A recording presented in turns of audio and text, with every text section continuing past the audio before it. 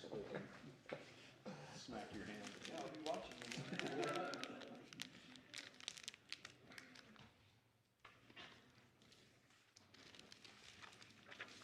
Brady back there?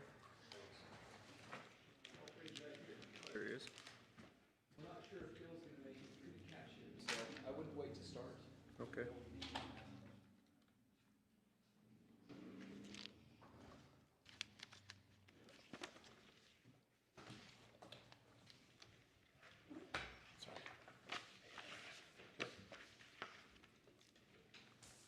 Sorry about that. Oh, you're good. I never received my packet in the mail, did you? Oh, this one. Oh, you got one there.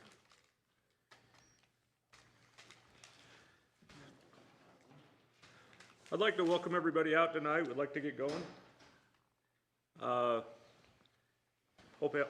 all of you had a great 4th of July with the weather and everything. It's a great time of year. I'll be giving the opening remarks tonight. Following my opening remarks, if you could all stand and join us as I lead you in the Pledge of Allegiance. For my opening remarks tonight, I'd like to do that in the form of a prayer. So. Our dear Father in heaven, we're grateful for the opportunity that we have to come together as a planning commission tonight. We're grateful for where we live, for the blessings that we enjoy, for the country that we live in and the freedoms that we all have. We're grateful for those who have sacrificed so we can have those freedoms, and ask that thou would bless those that continue to sacrifice for those sacrifices that they do on our behalf. We're grateful for all that we have. We're grateful for the blessings that we have the opportunity to take advantage of each day. Please bless us tonight that we might be able to be guided and directed, that we might be able to protect those freedoms that have been given to us. And these things we pray for in the name of Jesus Christ. Amen. Amen. I pledge allegiance to the flag of the United States of America and to the republic for which it stands, one nation, under God, indivisible, with liberty and justice for all.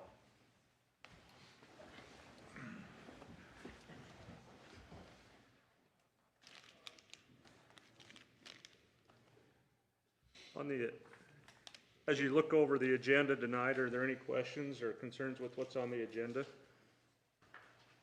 Is there any additions or anything that? No. Staff? From staff? No. Okay. We need approval on that? We don't vote on that, do we? On the agenda? You could say without objection. Without objection. The agenda is approved. Okay. Wait, ask for a motion on that. Without objection, you'll be okay with it. Okay. Did everybody have a chance to review the minutes from our last meeting on June 3rd? It looks like okay to me. Mr. Chairman, I move that we approve the agenda that date. Or the agenda, the minutes. Thank you. I will take that amendment. The minutes. We have a motion to approve the minutes from the June 3rd meeting. Do I have a second? I'll second that. You got it, Lane. We have a motion and a second. All in favor? Aye. Any opposed? Motion passes. On our regular action items tonight, we have a public hearing for the Cash View Estates rezone. Do we have a report on that from staff? Yes, I'll be presenting that. Thanks, Angie. So this is a request to rezone 8.82 acres from the agricultural A10 zone to the rural 2, RU2 zone. This rezone may allow the parcel to be legally divided into a maximum of 4 separate lots as part of the subdivision process.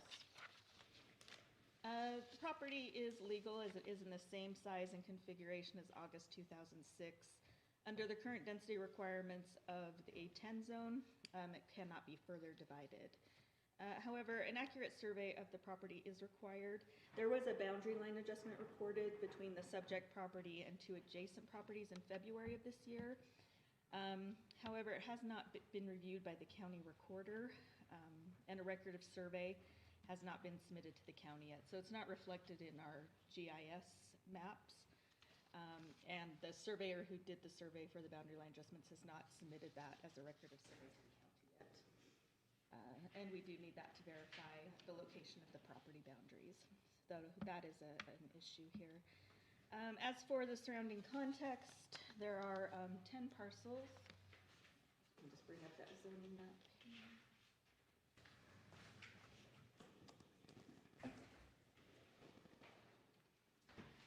Sorry. 10 parcels immediately adjacent to the subject property in unincorporated county, 2 with a home and an average lot size of 5.6 acres, and 8 without a home and an average lot size of 14.8 acres. Within a quarter mile of the proposed rezone, there are no additional parcels in unincorporated county, but there are 37 in Mendon with a home and an average size of 0.7 acres. Parcels without a home in this buffer have an average size of 16.5 acres. And in unincorporated county, 16.5 acres in unincorporated county, excuse me. And there's 2 parcels in Mendon without a home, and they're on an average 1.7 acres. When we expand the buffer to a half mile of the proposed rezone, parcels with a home in the county average 3.4 acres and 0.9 in Mendon. And then there are 50 parcels without a home in the county, averaging 17.2 acres, and then 24 in Mendon without a home, and an average size of 2.2.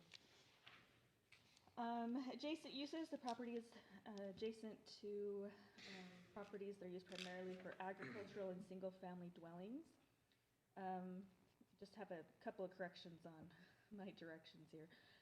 The boundary of Mendon City is south of the subject property, but it is divided by another parcel. And then properties located immediately to the north and south of the property are located in agricultural protection areas. The subject property is located within Mendon City's future annexation area. Again, Mendon was notified of the request but has not commented as of this meeting. As far as zone placement of the RU2 is identified by Planning Commission and County Council at the time the RU2 zone was adopted. The intended or anticipated placement of this zone was in the areas of unincorporated county adjacent to municipalities. And again, just a correction on this next sentence in the staff report, the Mendon City boundary is actually south of the property, separated by a single parcel. The nearest RU2 zone is approximately a mile to the south of the property by the most direct road route. It was approved as the Mountain View rezone in March of this year, and was for a 6.69 acre parcel located on 5400 West, a maintained county road that required minimal improvements when the 3-lot subdivision was approved in June, just last month. Again, the current county land ordinance does not specify appropriate locations for the RU2 zone, but does contain possible guidelines for its implementation. The ordinance identifies the purpose of the RU2 zone includes the following: to allow for residential development in moderately dense patterns, to implement the policies of the Cache County Comprehensive Plan, including those regarding improved roadways, and the zone must be appropriately served by suitable public roads, have access to necessary water and utilities, and have adequate provision of public services. So the main issue with this proposed rezone is access, the roads. Primary access to the subject properties is from 400 South, and I do have the GIS here. 400 South, which is classified as a minor local county road. The nearest paved road is approximately a half mile away and located within the Mendon city limits. 400 South is an existing county facility that does provide access to agricultural lands, a commercial business, and 2 homes. It is a dead-end road with no through access. It is a gravel service with an average width of 18 feet. It does have summer and winter county maintenance. However, it is substandard as to travel lane width, right-of-way, gravel shoulder width, and material. The fire district had no comments on the rezone, nor did the solid waste, Logan City Environmental. Public notices were sent out and posted and sent to Minden City, but I have not received any written public comment regarding this proposal. In conclusion, this is typically, as you may recall, staff doesn't give recommendations on rezones. However, based on the joint County Council Planning Commission meeting from last month, we will start doing that to provide kind of our technical conclusions.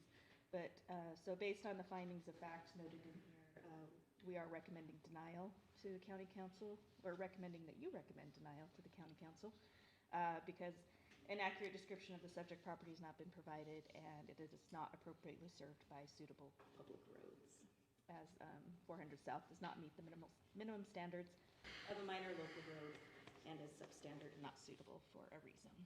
So that does conclude staff's report. Thanks, Angie.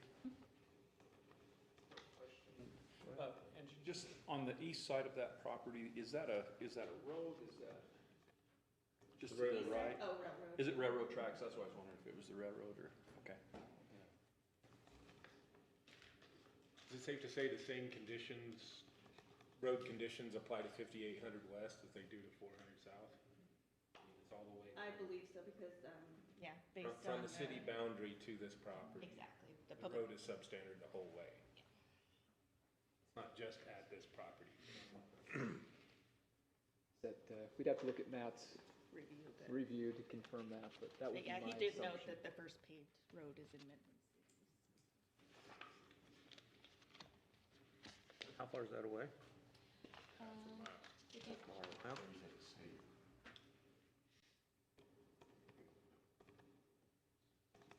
remember there at 19, half mile away. I'm sorry, I may have missed this in my reading in your, Minden City annexation, It is it within is their within their annexation. annexation, They did not but they comment. did not comment. And it's, since it's not immediately adjacent to Minden City, it wasn't required that they get a comment. As I said, here's the Minden City boundary in the green here, so it is south of the subject property, but it's divided by, I think it's about a 13.5 acre property here. So.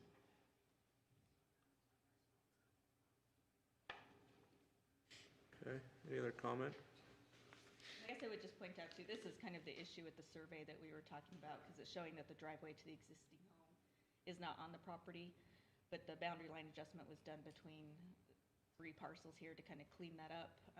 However, the document itself for the boundary line adjustment has been recorded with the county recorder. However, hasn't been updated here, and the survey that the boundary line adjustment was based on has not been submitted to the GIS department as a record of survey. So.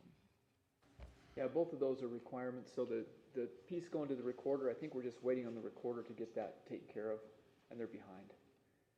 But the record of survey, it's required by the state that the surveyor turns that in within so many days, or they get in trouble with the state. And so if they haven't turned that in, that might be a pretty easy low-hanging fruit to address that, since the recorder's behind, but we can't control that piece. Mr. Chairman, if there's no other questions, I move that we open the public hearing. I'll second. We have a motion. All in favor? Aye. Aye. Any opposed? Motion passes. We'll now open the public hearing. Anybody that would like to address, if you just please stand up, come to the mic, state your name, and, yeah. Is anybody here from the applicant to start out with?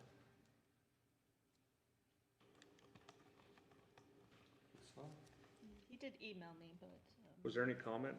Any emailed public comment? Or- No email public comment. The applicant did forward me the boundary line adjustment documentation, but again, I reminded him we still needed the record of survey. Other than that, I haven't heard back from him. Okay. Make a motion to close the public hearing. I'll second it. All in favor? Aye. Any opposed? Motion carries. Public hearing is now closed. So I have one question. What was that? I'm sorry, go ahead. I have one question. So if these things are recorded, we still have the issue of the access, do we not? I mean, That's just what I was gonna say as well. It's like regardless of the boundary, I mean, that's something we could wait on or, but fundamentally, the road access is the problem, I think. Yeah, even if we do get a boundary adjustment, to me, this is exactly the question we discussed with the county council. You know, we didn't really come to, we're definitely gonna do this or that, but this is one of those scenarios that an A2 is just too far from the city, even though that's in their annexation plans. To me, it's just too far out to bring it up to go to the roads and everything like that. I just don't think it's ready for an R2 rezone. I think there's a number of issues in addition. I appreciate everything you said. I think lot configuration could possibly present some issues due to the shape of the lot and the private driveway. I missed in your introduction, are we saying that 5650 is county? No, it's a private driveway. Private drive, so it that's a does concern. service The other thing is just as you already mentioned, the distance from the community, but the average lot sizes being 5+ acres of similar properties, those are my concerns. Yeah, it doesn't fit in that, an R2 to put in the middle of the. No, and their configuration there is gonna be mighty difficult to make that work. Accessibility, I think.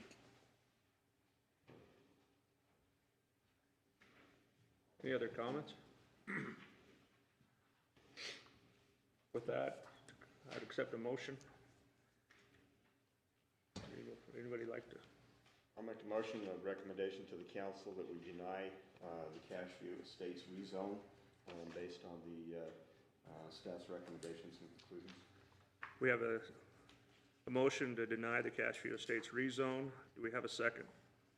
I'll second it. All in favor? Aye. Any opposed? Motion carries. Our next item on the agenda tonight is the Fritz Tower conditional use permit. Angie, did you have a report on that, or is Chris reporting on that tonight? We do have a report, however, our recommendation for item 2 and 3 is to continue it, because we need additional information. We did attempt to do approvals with conditions, but the conditions were kind of getting out of control to kind of get the additional information that we needed. And it could impact conditions, actually, in our evaluation. So we are recommending a continuance of up to 90 days on those two to get the additional information required. So I can read through them if you'd like, but we would just read through it again when it came back, so. Have we saw Fritz Tower before? As a rezone. Yeah, you saw they had to get a public infrastructure overlay on that property. But wasn't it at a point where it was about out of the time frame? Or was that another one? Probably another one. This one, this just barely happened.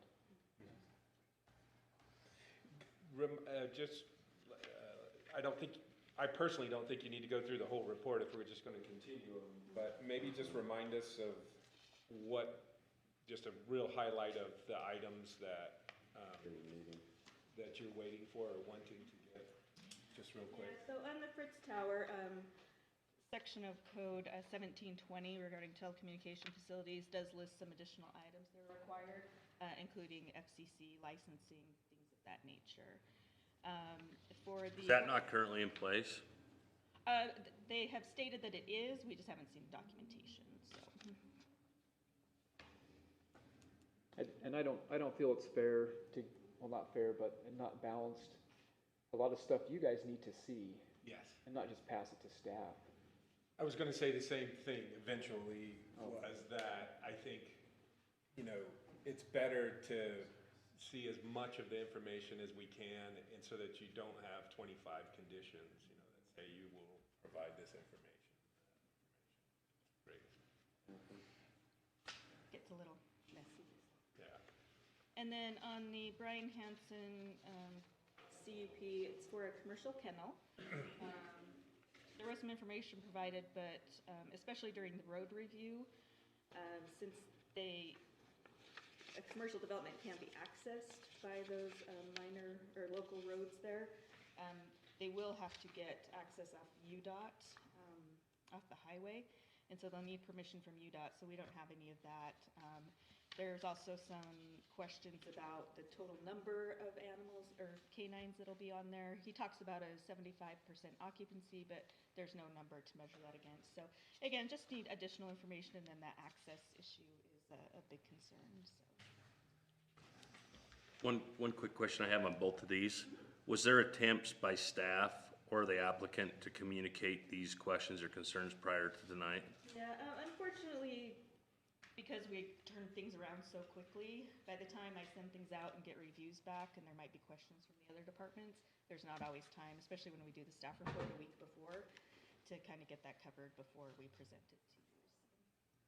I mean, if we took, 2 months from the date that they submitted it to when we finally brought to planning commission, yeah, we could easily address that. But yeah, unfortunately, since we're trying to, process them quicker for the applicants, sometimes these things don't pop up until we're actually putting the staff reports together. So. I'm going to touch on something really quick there, just a slight turn. We've been discussing this a lot as staff. And so we're probably going to start doing some pre-application meetings with staff so we can vet a lot of these issues before it ever comes to a board or a commission, so that they can ask those questions. So what we'll probably anticipate doing is kind of having a pre-application meeting. They can talk us through their project, ask any questions, and we can tell them how UDOT does their process. And then if they have questions after that, there's a potential we'll even have a second meeting for them to come readdress those questions that may have come up. We find that a lot of folks are new to that process and the vocabulary and just the discussion. And so it gives them a time to think about process and then come back and ask additional questions and then come to the commission. It might prolong the process a little bit, but they will understand what's necessary. And so they do the kind of learning on the front end instead of trying to catch up on the back end when they don't understand the conditions that are being proposed. So just as a side note, we're trying to address some of that issue that you mentioned, Brady. Yeah, and I do have to apologize. There was a delay. We usually send out the staff reports a week before to the applicants, so that would give them a chance to review it and get back in contact with us. But I did not get them out until Tuesday, because last week was a disaster. So The only reason I apologize ask for is that. I recognize that we're all trying to help, but it's kind of unfair to the applicant if they come here tonight and not anticipating a 90-day or whatever else, so, especially when they paid to be And here, it's so. not- yeah, there's no additional fees or anything, but we do need additional information that was not provided, so. Yeah, we'd prefer that they didn't feel like we were being unfair. I don't think we're being unfair, but I would much rather have the notice out there, and I agree with that we need to communicate with them what's happening. Yep.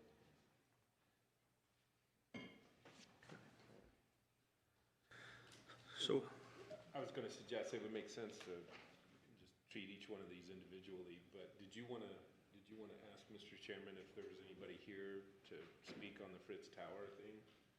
yeah, Before we well, continue? I'm probably on both, just if they have any comment, if there's anybody here tonight. I mean, it's not a public, That's right, yeah, it's not a public hearing, that's right. so the options, I mean, do we wanna, realistically, how much time do we have to, 90 days seems like a long ways away, can we, It's Well, up up to 90 days, Yeah. okay? Probably see it in 30 See it next days. month. Oh, okay, all right, just wanna, Do you wanna ask if anybody's here on Fritz Tower? I'm here. I'm the owner of that lot. If we would've. would you like to come up and state your name? We would've known that you wanted the FCC, Larry has it. Just wait till you get over there and give us your name, please. Yeah, my name is Stephen Fritz. I'm the owner of that lot. If we would've known even Tuesday about the FCC requirement, Larry has it and would've had it posted at the property on the tower where the shed's at now. It's posted right there, the FCC requirements and his license and registration, all that with FCC. So we can Again, have it. That was not the only item, but that was just Yeah, an example. that we can have it within, I could've brought it today if I would've known. So I'd like to get approval so they can move on with the construction of moving the tower itself, if that's okay with you guys. I don't necessarily wanna wait another 30 to 90 days to come back to get anything moving We forward. don't have all the information we need to make a decision. Yeah, I'm sympathetic to that, because I think there was a little delay, and the information wasn't there right away to make that adjustment. The portion that, are you trying to pull up the code, Angie? Yeah. So the portion of code that Angie's talking about lists a number of things that have to come back besides the FTC kind of rule, or compliance, numbers, whatnot. Okay, We'd love to make a decision tonight, but without the information, we're unable to address those, we can't make a decision without everything according to code. right, and I get that, but if we didn't know about it, we can't get the right requirements. Understood. So I think this was provided to Larry. Is he here? If he's not here, I No, won't he's address this working, stuff. I yeah, won't address he's working, that's why I'm here, cause nobody else can make it. Okay, thank you. He should have had all this stuff. I'm pretty certain this was provided. And we can talk through that, but this is information that would have been provided at the time that we had that initial discussion. So this has everything to do with the telecommunications towers and what type of information needs to come with an application. So we need to have that discussion and clarify if that was just missed or what happened there. I think it was probably just missed. We'll need to. He was getting it all together. He tried to get it for the last one, the meeting at the beginning last month, Gotcha. but we ended up hitting this month instead. That's kind of small for me to read. Oh, I've got this one's closer. Yeah, so I see the FCC occupant applicant. FCC report, then there has to be a development plan, and that's gonna go through a lot of site plan stuff. You probably have a good portion of that. That was all in there. More far as I FCC know. stuff. Can you scroll down a little bit, Angie? All the electronic stuff, application, keep going. Yeah. So if all that stuff is there, we provide that to the planning commission to review. There's more there down below. That's for a zoning clearance. Regardless, we're not gonna be able to change it tonight, but, if you can get your stuff in, every effort will be made for our behalf to Okay.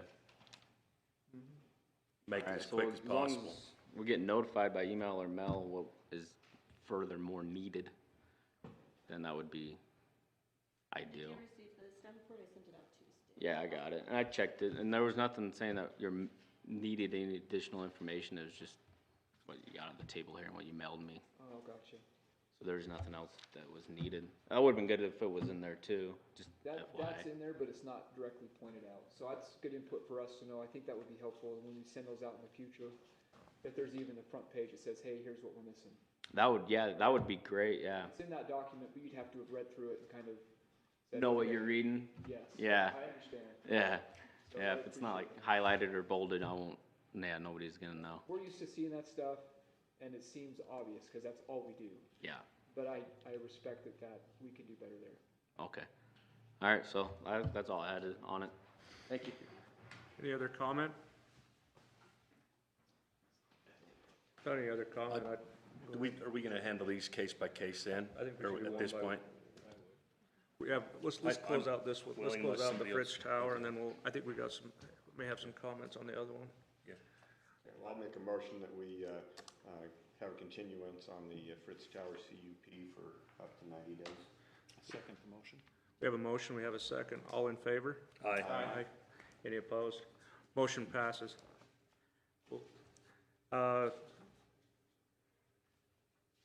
Under the kennel, is there anybody here that has any public comment on that? Yeah, go ahead.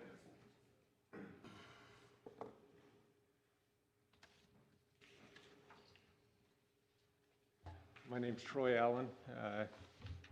I am the manager of the company that owns this parcel. We're talking about the UDOT access there. The activities that's there already, we have the right to use that access. We're talking about double trailer semis go in and out of there. Is that going to be affected because we put a dog kennel that has a few cars coming by, or what? I'm looking for some education of what's happening here with the access. What is UDOT trying to do? Was there a report from UDOT that came back? I think I understand your question, but it's not probably a UDOT issue right now. Is that right, Angie? Correct.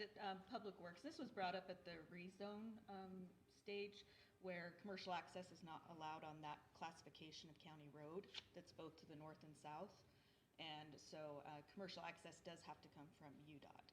Any previous approvals for the gravel pits and that up above and beyond this subject property, they're kind of grandfathered in, you know, they were approved at the time, and as long as they're not intensifying their use or anything, it's not a concern. But yeah, a new development, a new commercial proposal does trigger meeting the new requirements in the new road manual. And so, I mean, alternatively, they may also be able to upgrade the road to a classification that allows commercial development. Randy, that process for upgrade, I mean, that's not just, we're gonna add some shoulder, it's changing the designation of that road. Am I accurate on that? There's probably shoulder and pavement improvements. You're really, Troy, they're rubbing against the issue of that use is qualified as a commercial use, and that road is classified as something that's substandard to support that type of use. And so because of the zoning, that opens that door for any type of commercial use, so that's how they treat them all. Okay, just a little bit of irony in the whole thing that we rezoned it because we were required to. Yep. The traffic is insignificant compared to the traffic that already exists. And yet you're talking about pavement, and you're talking about tens of thousands of dollars, maybe hundreds of thousands of dollars Potentially, yeah. for a business that is not going to substantially affect the traffic on the access. And that's There's something just a little bit out of order here, it seems to me, that we're talking, I mean, the only reason it was rezoned is because you required it to be rezoned. It's not a business that's going to have a high volume of traffic, and it's certainly not going to have large vehicles that move slow that are already existing. I assume that everyone here can see the nonsense of the whole issue. I'm just looking for some direction of, yeah, this is going to kill the project that these kids have already paid several $1,000s because the law required it to be done this way. And now we're going to run up against something that makes no sense at all that will kill the project completely. Well, it's very similar to the Cash Humane program, when they first had the humane deal out there on the Valley View. And then they had to shut it down for years until they come up with the funding to put in a turnout lane to be able to utilize it. And it cost them, Okay. it cost hundreds of thousands of dollars, but it was because of the change of zoning and went to a commercial use. And yeah, it didn't really change traffic flow, but it changed because of the zoning. Changed because the book required it, not because it made any sense at all.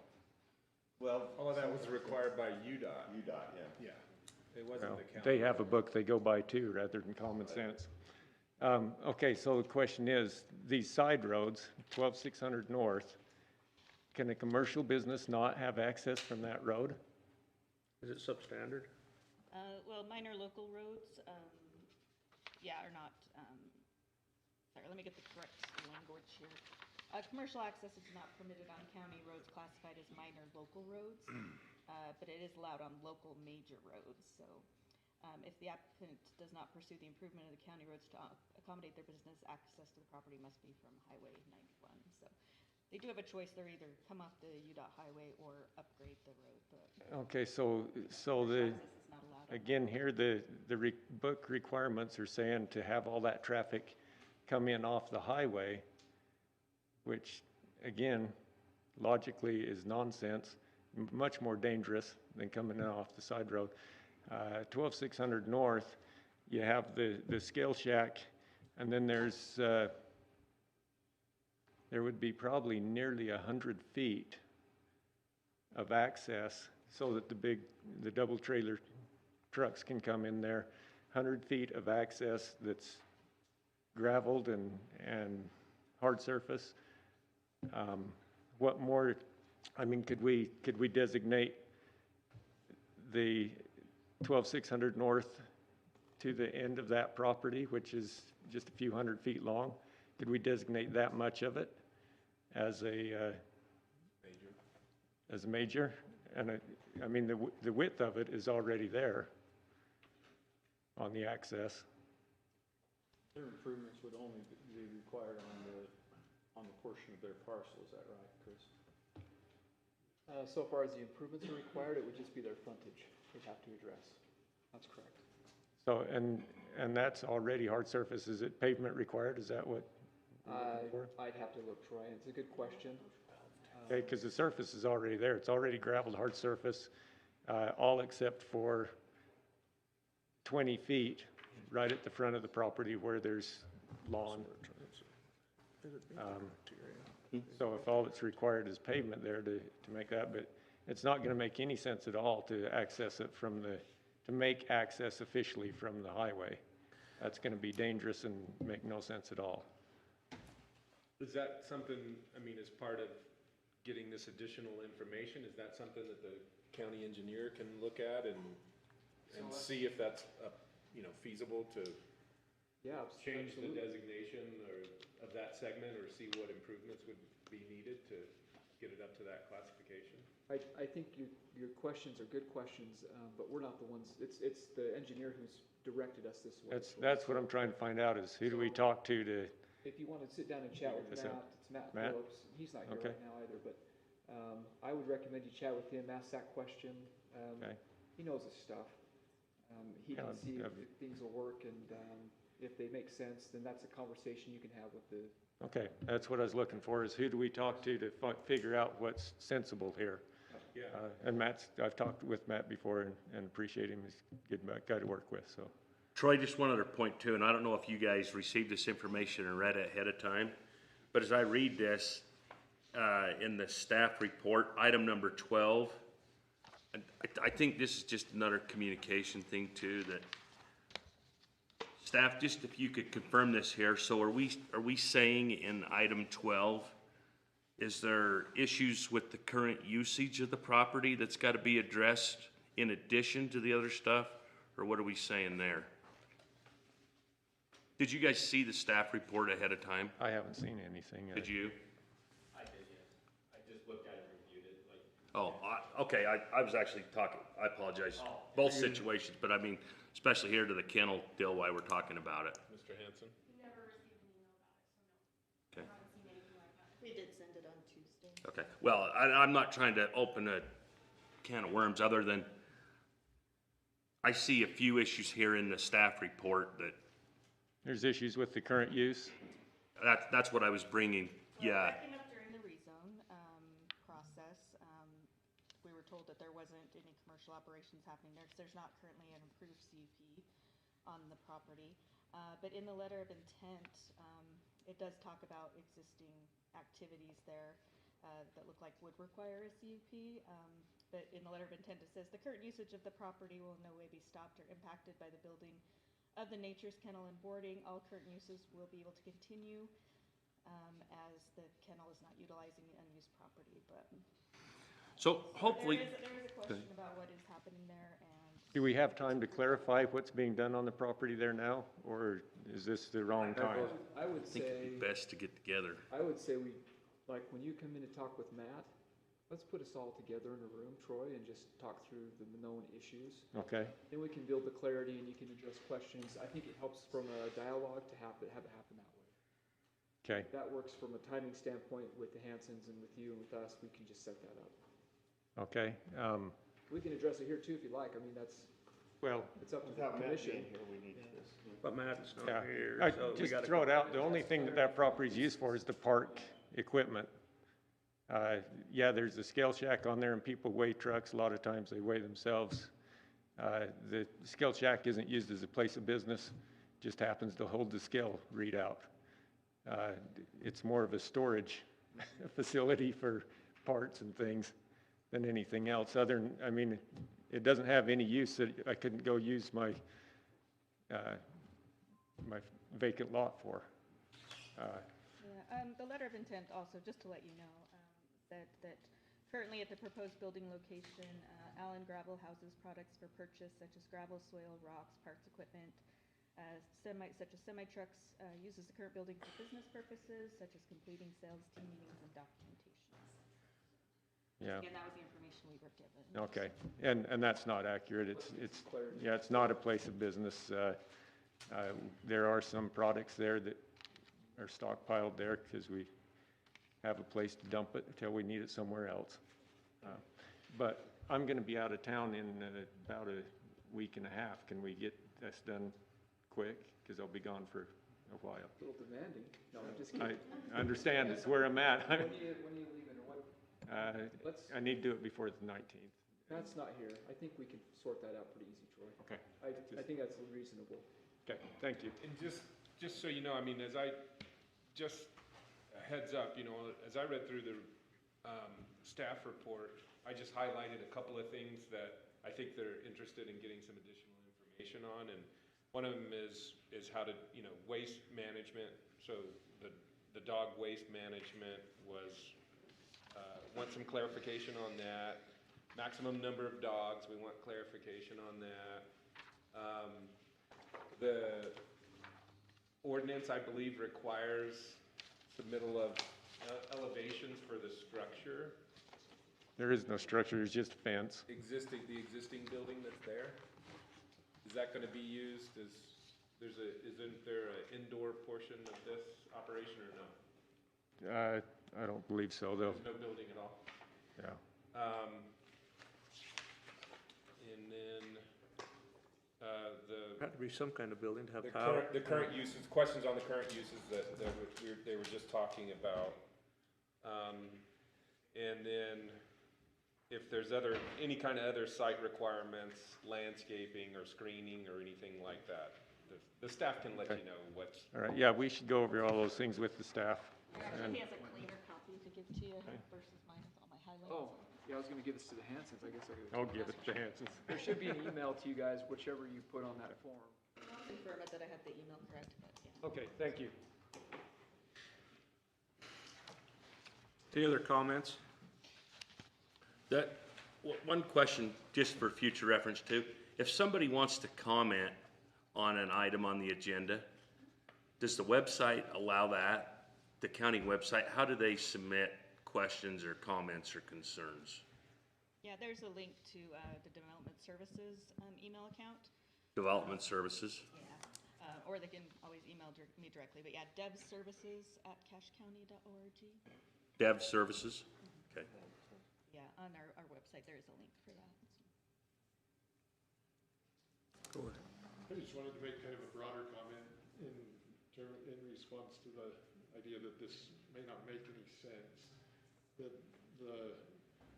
This isn't the body that makes the laws, the ordinances. And the ordinances, the county council who passes them really tries to pass ordinances that make sense in broad application. And then this body is charged with applying those laws. And at the broad application stage, I think our laws make sense. And when they're applied in individual circumstances, sometimes it's more tricky. And but these folks don't have license to not apply the law as written because in a particular circumstance it's difficult. I just wanted to endorse our council who makes. Understand, you can't make a law that applies in every circumstance. That's why there should be ways to have exceptions when it makes sense to do so. And that's what we lack in most laws, is a way to appeal it or make an exception. And that's a tricky thing sometimes to be able to write a law that way, but staff is very good to work with. Chris and hopefully find a path. Thanks. Thanks, John. With that, I'd accept a motion to continue the Brian Hanson CUP for up to 90 days. I'll second. All in favor? Aye. Any opposed? Motion carries. It'll be continued for up to 90 days. Thank you.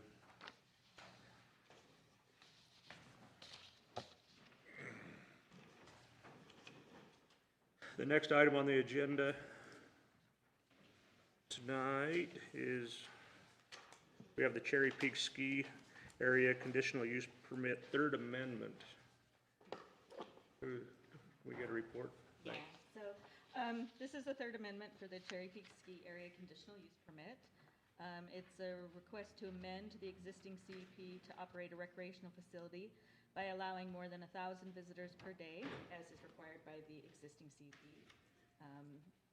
And allow up to, so more than 1,000, up to 6,000 is the request.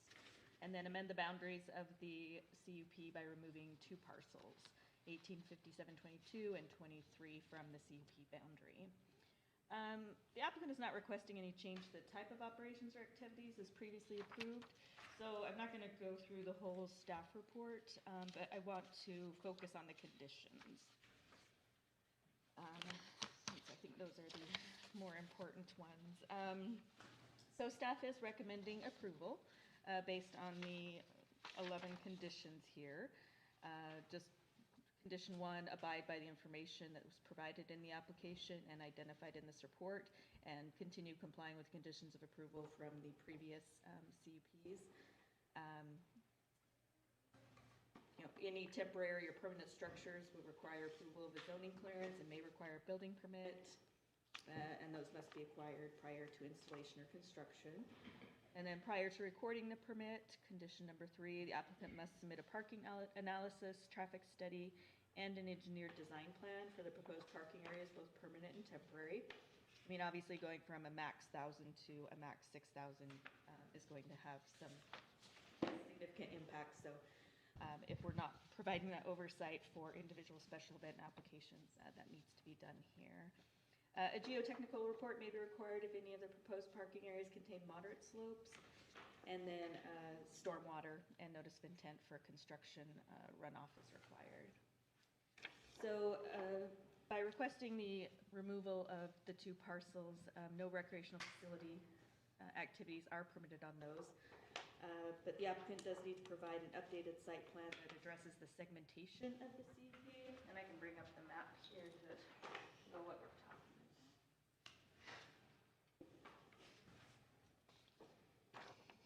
Okay, so the red hash mark is all of the subdivision that used to contain, that the CUP covers as well. But they are requesting to take out, let me zoom back in so I can see the numbers, 22 and 23 from the recreational facility. But what that does is it divides the parcels that are part of the CUP now.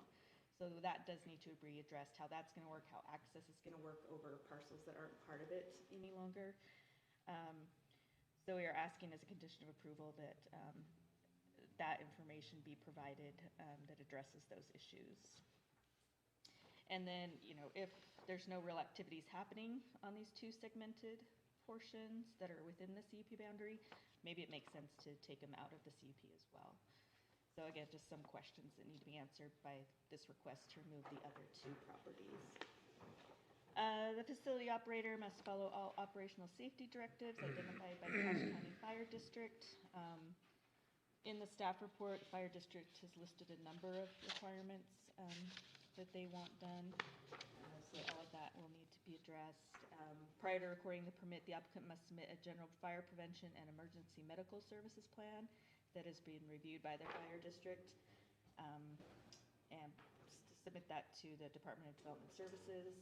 And they must also provide a security plan or law enforcement response plan to the Department of Development Services. They will need to coordinate with law enforcement, fire prevention, and emergency services to provide services as needed for events up there. And for events that require off-site parking, the applicant must coordinate with the fire department to determine an appropriate location. The facility operator must provide transportation from the off-site parking area to the event site and back again. Permanent and temporary parking areas, which are shown on the site plan that's attached as part of the staff report, must be clearly marked to allow for clear drive aisles, turnaround areas, and ensure that vehicles do not block emergency access to the site.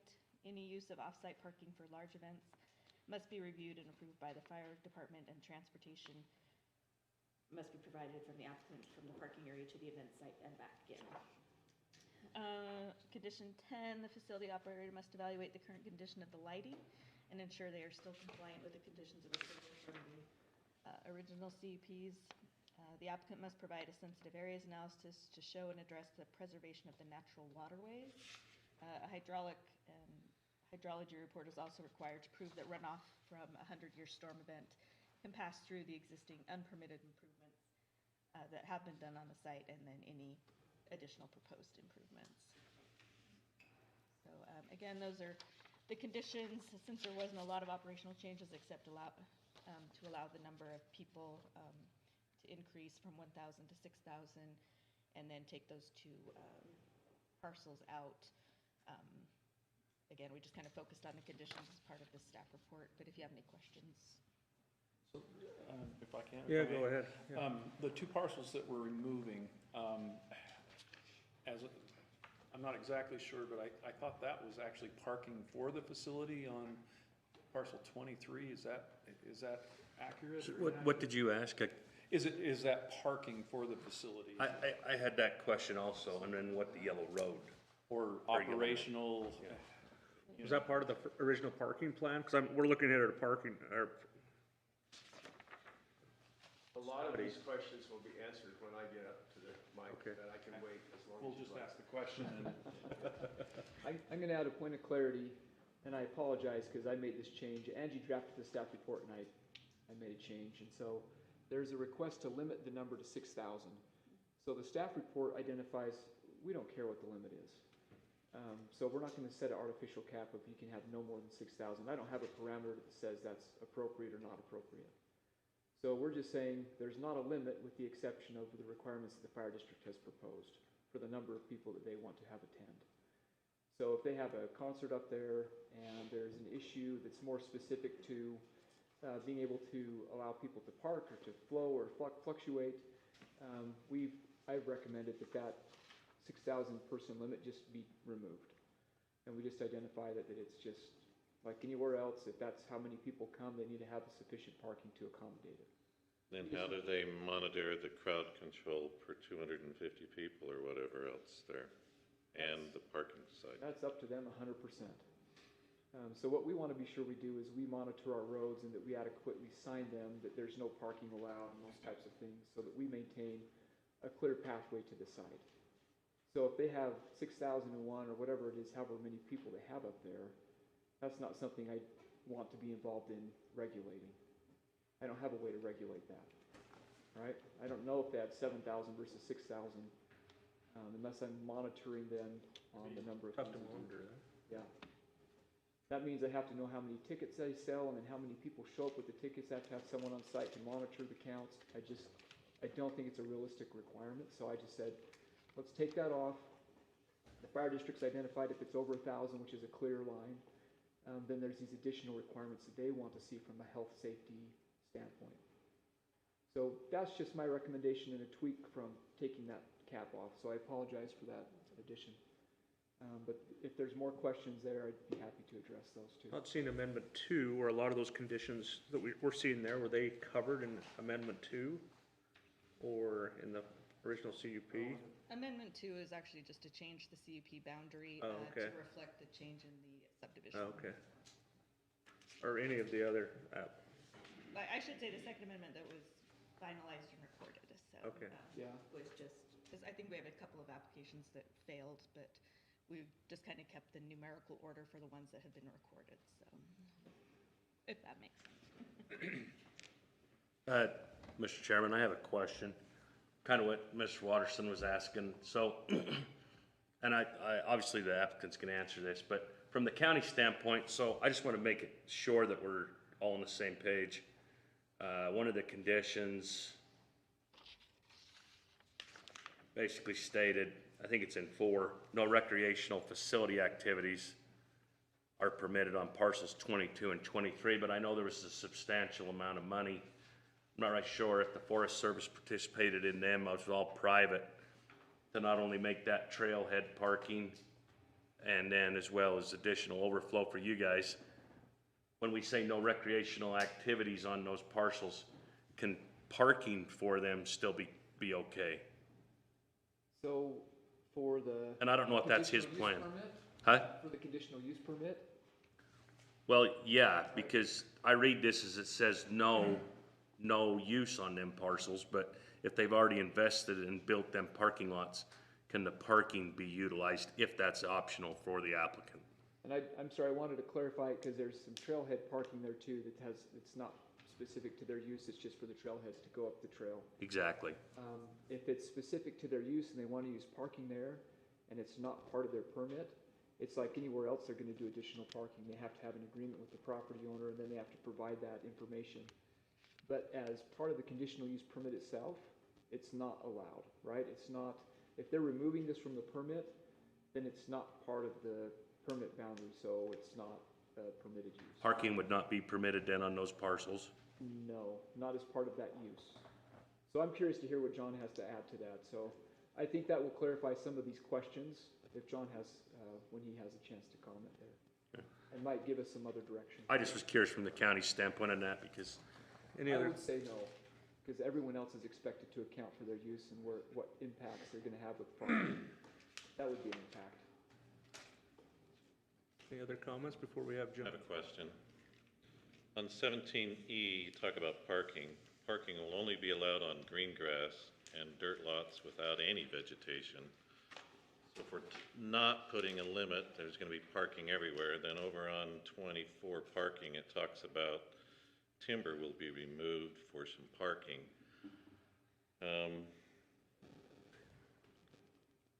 Green grass, does that mean it's watered? What goes on? When's green, brown? When's brown burnable? All of those things. I think I have some issues there, or have a question on that. I mean, it seems to me that if you're removing timbers and that, and I understand the no vegetation because of the burning the grass with hot mufflers and everything else.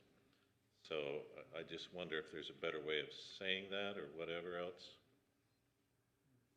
Does that make sense? Parking on grass, but it's green, but it can turn brown. I just want to see how they would control that or whatever else from those parts.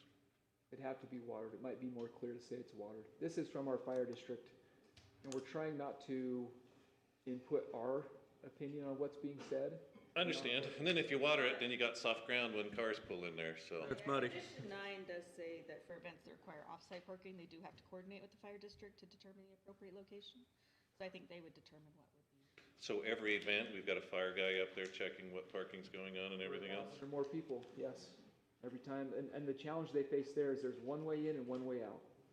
So we hire the parking, or the fire guy to count while he's up there too, Well, if right? there's a fire, yeah, right. You tell Jason that. See how it goes. If there's a I'm just fire- wondering how the parking goes and everything else there, so. If there's a fire, where's it gonna go? It's gonna go right up that canyon.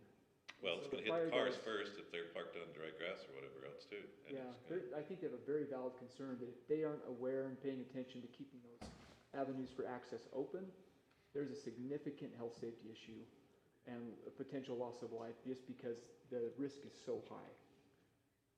Well, and wherever parking is, depending on how thick it is, there ought to be a path for firefighting or whatever else there too. And so I agree that we could probably clean up that language. I know that there's some expectation, I think, on the fire district's part that they will vet each one individually, and they are on site for each one. And John's participated in that. He's aware of what that means. But we want to be clear that if some point John's not there, that we're still consistent with a new owner or a new operator. Not that I'm, I'm happy to retire. directing buy it? that, but we want to be aware that as a commission, that's a potential. We want to have good, sound direction. So I appreciate I think that's good advice. Clarify that language. Any other comment? So that the John, would you like steering to- or anything would work in that way? Well, my name's John Chadwick at Cherry Peak Resort, and I'd like to congratulate you for bringing up all the questions that I had myself. So let's just attack each one. First of all, regarding the parking, Mark Hall, who owns the property, wants to be removed from the CUP. Parcels. Uh-huh. And that's not owned by the ski resort.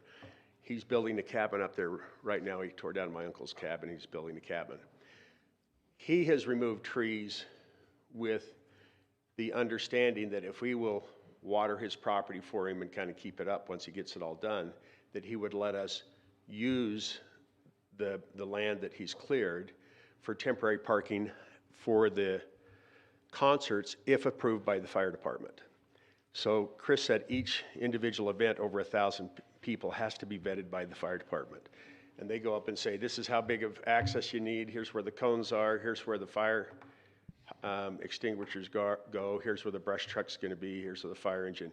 So every event over 1,000 people, Rod Hammer or Jason Wynn, well, both of them, go up and sign off on what the plan is. A day or two before, you give them a plan, they review it, and then they come up and inspect to make sure that it meets all the fire hazard issues. So our understanding is that there won't be any permitting allowed off of our property except anytime we have an event over 1,000 people. At that point, the fire department is the one who determines, yes, this field will work, yes, you're taking all the precautions necessary and so forth. So we would like to be able to park on Mark Hall's property, but we don't consider that a ski resort activity. It's an individual permitted event by the fire department, if that makes sense. Any questions? So that would be one place that it would take place, and also we have a couple places in town where we may be busing people from, depending on the size of the event. We also have backup, like sometimes if it rains, you don't want to park in a dirty field. So we have backup, different places in town now, since we did have one concert a couple years ago where we got a 3-inch downpour in 2 hours. That was really fun. So, but each individual event, the fire department has to sign off if it's over 1,000 people. So I think that that should put your heart at rest on that. Do you have any comments regarding that? Did I explain that correctly? Parking that the commission asked me the question about if that should be included in a conditional use permit boundary. I know that we've had the temporary parking occurring off-site. We don't, well, it's included, but the property's not included in that boundary description because it's a temporary type situation. This one feels different to me contextually because it's directly adjacent to. So I would question, and I'd want to understand better the temporary nature of what that is.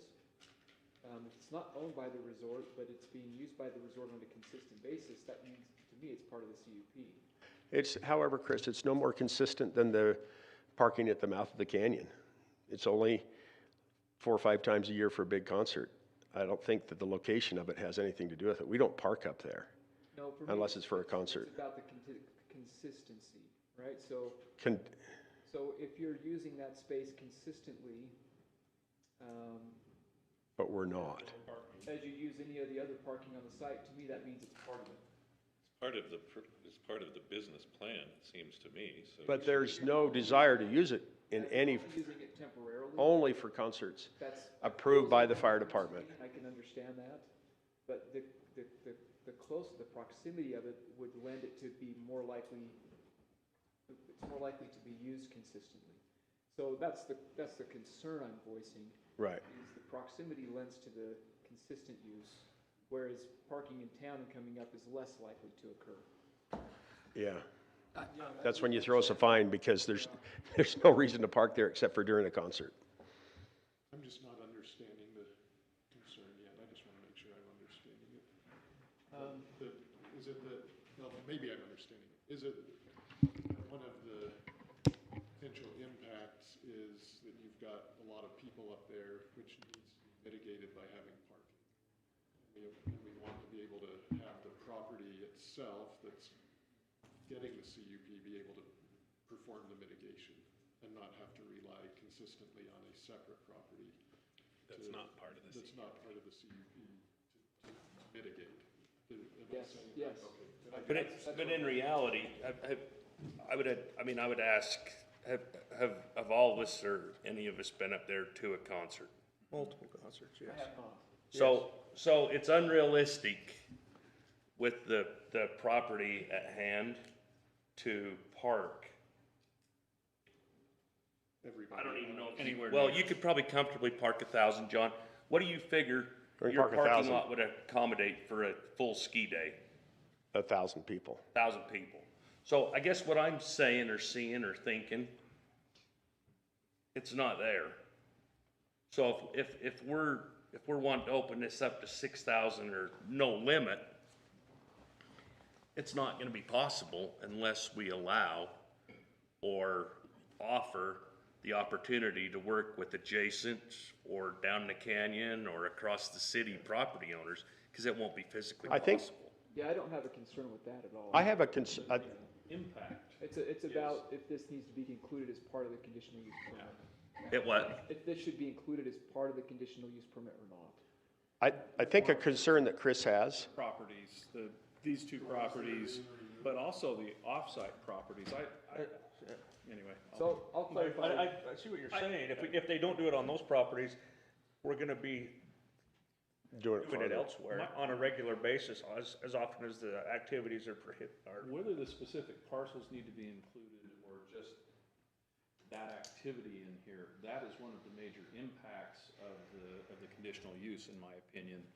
Because if I'm bringing in 6,000 people, it's traffic, it's dust, it's, you know, just noise and all of those impacts that we're always looking at. And so I think those have to be addressed in the individual siting of that.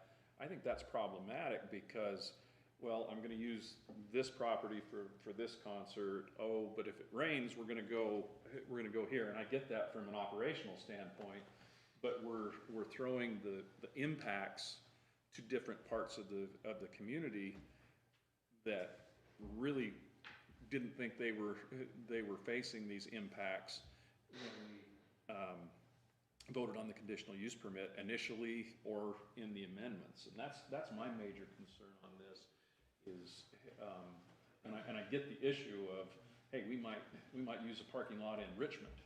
We might, you know, Lauer Foods has a parking lot there that's paved, so we'll go there. Well, that puts an impact on Richmond City. And that's one of my big concerns, and one of the major concerns going from a limit of 1,000 up to who knows what. So, the reason we're doing this, we were happy continue to come and getting these special event permits, but it creates a burden for the staff to, oh, here we are again, it's the same thing. And that's not even it, John. We do that all the time. Okay, It's more the fact that if we have issued a conditional use permit, but then we're issuing separate permits that actually are specific to that use, we're bypassing the actual legal path. And so we said, you know what, we understand why this was happening before, let's correct this, just amend your conditional use permit. That's the proper path from a legal standpoint. We don't bypass that route. We're okay with that's just what it is. okay. I guess my real concern is, for example, we have the existing parking lot that's paved that has a county road that goes through it. If we were to remove that from the conditional use permit, what would that mean? I'm not following you on that. Okay, so if we look, can I borrow your mouse, Angie? Does it reach this far? Is there another back? I'll try to do better to explain that. Oh, that's doing stuff, isn't it? Okay, Sorry, I zoomed a bit somehow. that's all right. I'm having a. So, Sorry, I'm gonna look at the screen. oh, yeah, that's better. Thank you. I love your parcel viewer tool, but it's really touchy. I don't accept your critique. It's amazing. No, No, I do, I it love it, does. but it's really hard to dial in. It can be a challenge. So if just as an example, and I'm not saying this would be the case, but I'm trying to make my point, I guess. This is my analogy. Yes. So if this parking lot were to go away, which is the primary support for the facility, and they removed it for the conditional use permit boundary, I think we would have a hard time saying that's a good idea and not part of the CUP. We wouldn't really say that they could remove it from the conditional use permit boundary because it is part of the CUP. Can I reword that? Yes.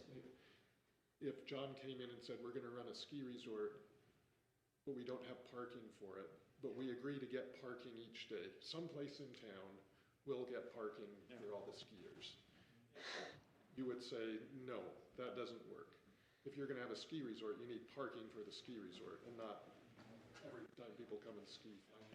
Parking studies and all of those things. Right, and now they're here to say, we've got parking covered for the skiing, but we're gonna do concerts on a regular basis, but we don't have parking for it. Why would we say, that's okay with concerts on a regular basis. I know it's just during the summer. But we wouldn't allow that for skiing on a regular basis. If you're gonna if you're gonna have a need for parking, you need to be able to provide it. And the impact is 6x to 10x, or whatever unlimited number, what the impact is on a ski day.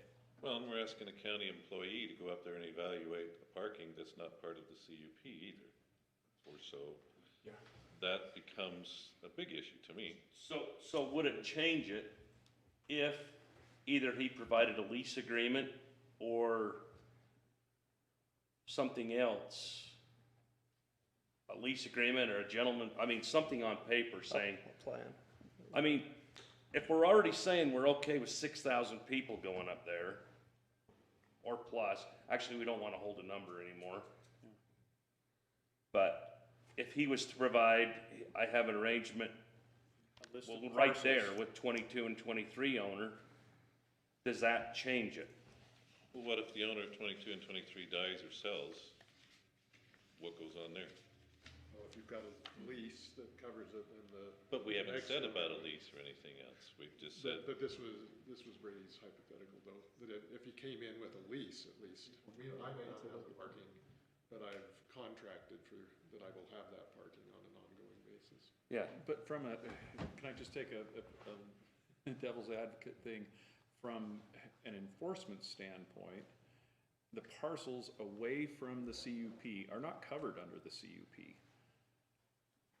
Are we able to enforce, could they take that action on those parcels? Because that's something that's outside of, it's an A10 without a conditional use permit. Is that a permitted use? Can I go? can a fire marshal go up there and say that grass is too high on something that is CUP that we don't have into there? If we're asking him to check off that as far as a fire marshal goes. I don't view that as much of a problem, that if the CUP says Cherry Peak has got to have parking that the fire chief signs off on, then the fire chief can't go tell that landowner what he's got to do, but he can come back to Cherry Peak and say it's not. You can't use that You property.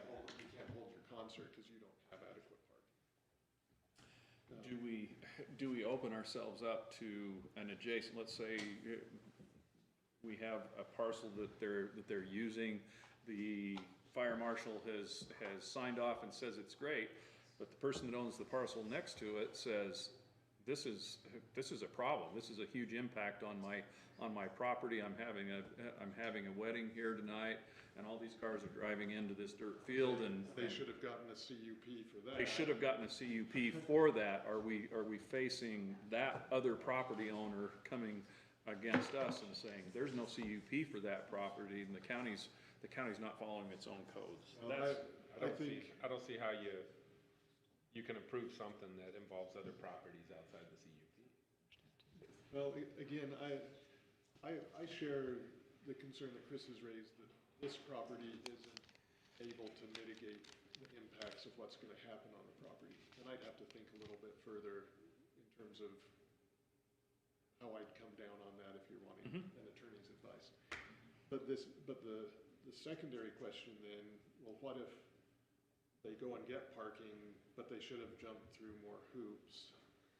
That maybe they needed a CUP from Richmond before they say come park. If we become notified that Richmond is that parking is not approved, then we'd have to say, well, then the concert's gotta be shut down. Seems like you could get there, but Richmond wouldn't be happy with you in the meantime, maybe. I think all of this merits a little more thinking. And all of this was new to me as of just now, like tonight, so I feel like I'm in a similar mindset that maybe as John is, that you're getting kind of my knee-jerk response, as it were. I feel like I'm being thoughtful about it, but we might come to a different conclusion with a little more discussion and understanding how those issues might apply. I don't think Angie mentioned this to me, that we still need like a traffic study, parking study, excuse me, to determine where some of these things need to happen and to vet out some of these requirements or anticipate some of these requirements. So can I comment on that? So maybe that's another piece. Yeah, that's all I wanted to point So to. my understanding is you need a parking study if we park on more than 1,000 people. If we're doing something more than 1,000, if it was approved, that the fire department determines whether or not that, I don't understand. A lot of this is new to me tonight. My understanding is, well, here's what the county wants you to do. The fire department will sign off on each individual event, and then they don't have to be involved in every single permit. So a lot of your concerns are frankly brand new to me, and I haven't thought it through. I mean, we had a traffic study years ago that said that they could have 30,000 people or something up that canyon. So another thing that's on here, it's... I might question the strength of that, but that'd be interesting. I can't even remember. It's been a few years. Yeah, we have a traffic study that shows way in excess of 6,000. We've never had anything with 6,000. We were just trying to pick a number so high that... About the capacity of the road, though. Right, Not the capacity of your parking. right, but if the parking's off-site, it's all determined by the road because you're busing people in. We're not driving 5,000 people to the resort. We're driving them to a field that is predetermined and approved by the county, by the fire marshal, covered by our insurance, signed off by the property owner. Someone brought up a valid concern about neighboring properties, okay? Well, it turns out the one that we primarily use, the neighboring properties are Cherry Peak and Cherry Peak, so that shouldn't really be much of an issue. Or Brett Christensen at the mouth of the canyon, and he and his brother own the properties all the way around it. So I don't see any issues there. And I think that concern maybe would be less of it, I mean. If it had been addressed in... It's more of a general question what about an impact from a conditional use? Conditional use says, okay, we're gonna use these parcels over here. I think that's the more general question. You may own all the properties around where you're gonna do this, and that's very instance specific, but I mean, does it help to specify the exact locations where the parking would take? And that was the angle I was looking at is maybe it would be better to have these parcel numbers are the designated. That makes parcels. perfect sense to me. And then you know what you're voting on. You know, that's my concern is if we start saying, well, we'll take care of parking, we'll have adequate parking, we'll deal with it. Well, we're throwing impacts who knows where, and we really don't have an opportunity to take action on that and come up with conditions, which is really our job here. So. I feel like. To me, that just makes limits perfect the sense. liability side of it also, by listing out, hey, we're specific to here, and here, our liability side is also less because we're noting that. You can add that actually to your, I don't know how the insurance side of it works, but you can have that addition. You just call the company and say, here's where the parking is tonight, cover it. And It's already part of your parking plan, and it's already listed out, it's from a liability standpoint, so. It's not like this occurs a whole bunch of times. On a big concert, I think the most we've had, maybe over 2,000 people in the year, is probably 5 times. And I would just like to point out just a general concept behind the need for a parking analysis is that, they use a trip generation report to look at all the activities that happen on this recreation facility and determine the number of minimum required parking spots. So that would be like your minimum for the number of activities and number of anticipated people at any one time. And so that would determine the permanent paved parking areas versus, and then you would have overflow for those, one-off events or something that would happen. But typically in the past, in other jurisdictions, we would have that parking analysis and designate, this is all the required parking area. It has to have, be painted out, striped out, have all the access approved and everything. And then, if there's some crazy event that exceeds what the typical average requirement is for number of parking spaces, then we would have those areas designated as well. But that's just, like I said, just One- kind of what a typical thing is for parking analysis, or reason behind getting that to determine those numbers, and then what would be in excess of that. One thing that was a little bit of a confusion to me, is there any way to point up there? You're doing great. Just keep doing that. So I can't see very good. With this mouse. That parking just above your arrow there, Yep. I need to stay in the mic. So we have no intention of not, or we want to continue to use that in the winter for overflow. That's part of our original, how we get 300 cars parked there. And so where that's being removed from the CUP, what do we need to do to make sure we can still use that? That's a great question. Right now, I want to think about it some more. Right, and I'm okay with that. But I'm just saying, okay, is that a deal where at the beginning of the season, we say to the fire marshal, on these days we anticipate, because you already know what days are the big days during the year. Come inspect this and sign off for it for the year. I don't know how, but we can't lose that parking or we are out of business. Because there's about 10 times a year in the winter when we need that, even though it's on Mark Hall's property. For me, it's an interesting legal question. You guys got to think through that. I have a couple of questions, John. Are those bicycle trails or hiking trails that are shown on those parcels? Those are Mark Hall's trails. I have nothing to do with those. I don't, So visitors to the Cherry Peak don't use those trails? no. Mm-mm. And then what about the question on, if you could zoom out a little bit, on the other two parcels, the disconnection? If we remove 23 and 22, what's the connection with 24 and 25? How do you get to 24 and 25? What do you need them for? Are they being used for the CUP or? They will and if eventually be they used. are, They will eventually be used as part of the CUP. I think the question in the staff report is, okay, well, now you're crossing non-CUP property to get to the other CUP portion. But you- So is there an agreement or something in place? Yeah, there's an access easement agreement that we can drive right through to those other parcels. And I think these guys are just looking for that kind of information to be able to say Is that recorded? that's. John? Yeah, yep. Yeah, so there's an access easement agreement there. We want to leave those as part of the CUP because as we expand, we do want to do things up there. I don't know if it's next year or 10 years from now, but And what about, obviously it's a major investment, but you've got, in the packet, it shows future parking and parking expansion and stuff like that. Do you have a time frame for when you want to, obviously? so that was another, one of my notes. You skip all this discussion if you just build the rest of your parking. in. Right, and if I had millions in the bank, then we'd just get that done, Yeah, which we exactly. don't. So that, one of the conditions of approval of this is plans for parking that I probably am not gonna do before I need the approval recorded. Now, obviously, when we do parking, we'll have to come in and get plans. That was a concern that I had here is, I don't have the money to do parking. Okay. So, another thing on here is it talked about a hydrology report showing that it meets a 100-year runoff. That's already been done. And the culvert that goes under the county road, that study was done 7 or 8 years ago. We'll touch base with Matt on that. I think that's where that came from.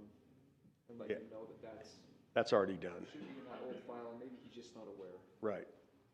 So, Sounds like maybe the thing to do is just also continue this up to 90 days, allow you to meet with staff and. it makes sense to me. other information. There's no way we're gonna solve all these problems tonight. So, and I think you bring up a really valid point regarding, a tighter, where are you gonna park, who would be impacted and so forth. Thank you, and I have concerns, I attended a concert up there, it was great. But handling, the traffic after it was a nightmare. I mean, we were there for 2.5 hours. When was it? Josh Turner. Yeah, it's the worst one we've ever had. You'll never see that again. I've been to some more recently, and I have to compliment them on what they've done. The exit has been like, I was out of there in less than 45 minutes. The last big one we had, every car was gone within 30 minutes after the act was over. We've got that, when you said I mean, I could nail it down to about 4 concerts that you would have experienced that. We've got it down to a science now. But it's take getting our nose bloodied and understanding it to know how to handle it. You know, understaffing, you know, now we have 20 parking attendants. We mark, because of Jason Wynn and Rod Hammer, I mean, the parking is nailed. And the fire control is nailed, and it's a template, and we know how to do it every single time now. I come into this from, you know, my background, I worked as risk manager for all the mountain venues for the Salt Lake Olympics. Oh. And in these, you know, in events like that, I mean, we didn't have on-site parking for the vast majority of Right. those venues. It was off-site, but we always had a secondary route. So if we had a snarl in our shuttle bus system, there was a walking path. There was an alternate Right. option for people, And we do have those types. that was one of my major concerns was, as I was there at that concert, I thought, what if we had a you know, gust of wind come up and blow the stage over or something? You know, that's what I think through my head. I'm a risk manager. But what if we had a mass casualty incident up here? It could be a major issue with the access there. And so, I think if you were to have a conversation with Rod and Jason, you'd see that it's really handled. But I wanted you to know, those are the major concerns that I have going into this. I mean, a recommendation that I would say is, hey, let's have no on-site parking for these massive events because of that, to make it easier. Well, for example, the Rodney Atkins one, the 1st of June, we eliminated about 100 on-site stalls because, yeah, you may have a 24-foot lane, but all it takes is one person to park and screw it up, and you don't know who has this black Explorer. And so if you went back, so we eliminated an entire 25 feet of parking next to the road, blocked it off so no one could possibly park there. So even if they parked in the road, we could open that up and have so that the exit from parking last time was 45 feet wide instead of a minimum of 24. And what makes that possible is the fact that you do have off-site parking, so that you don't have to squeeze them all right there. Yeah, and my concerns on this are. And that was Rod's. Parking as a must for these large events, but that's really what we're discussing, is going from a level of here to many times. I forget who the new road manager is. Matt Phillips. Yeah, so that was his suggestion when he came up.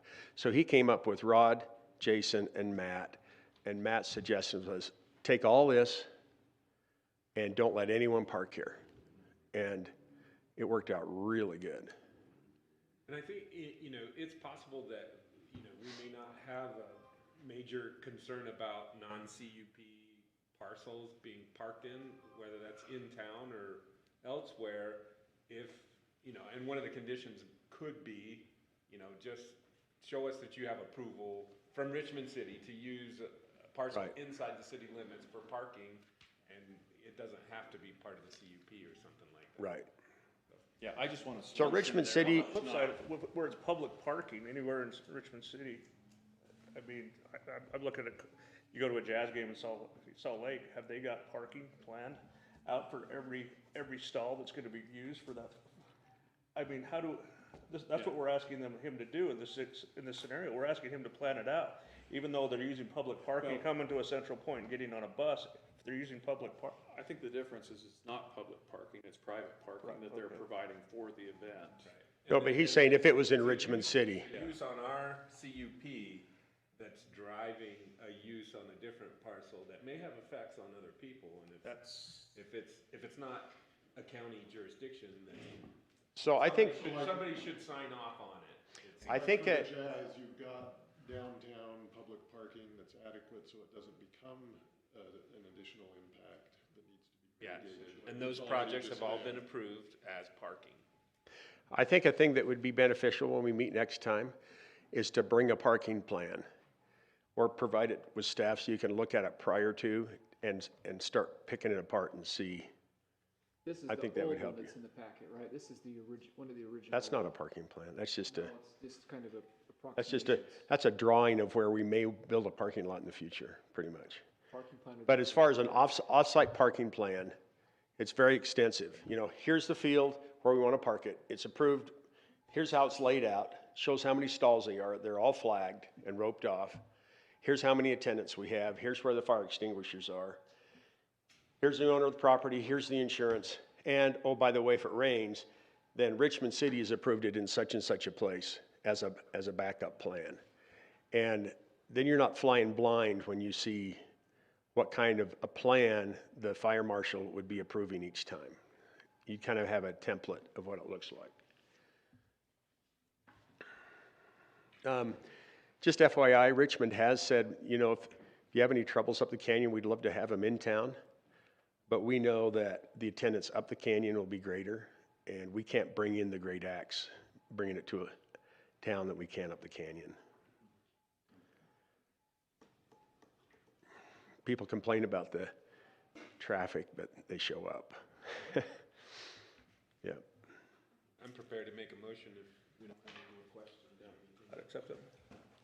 So I'd make a motion that we continue the Cherry Peak Ski Area CUP Third Amendment for up to 90 days. May I ask that one quick question?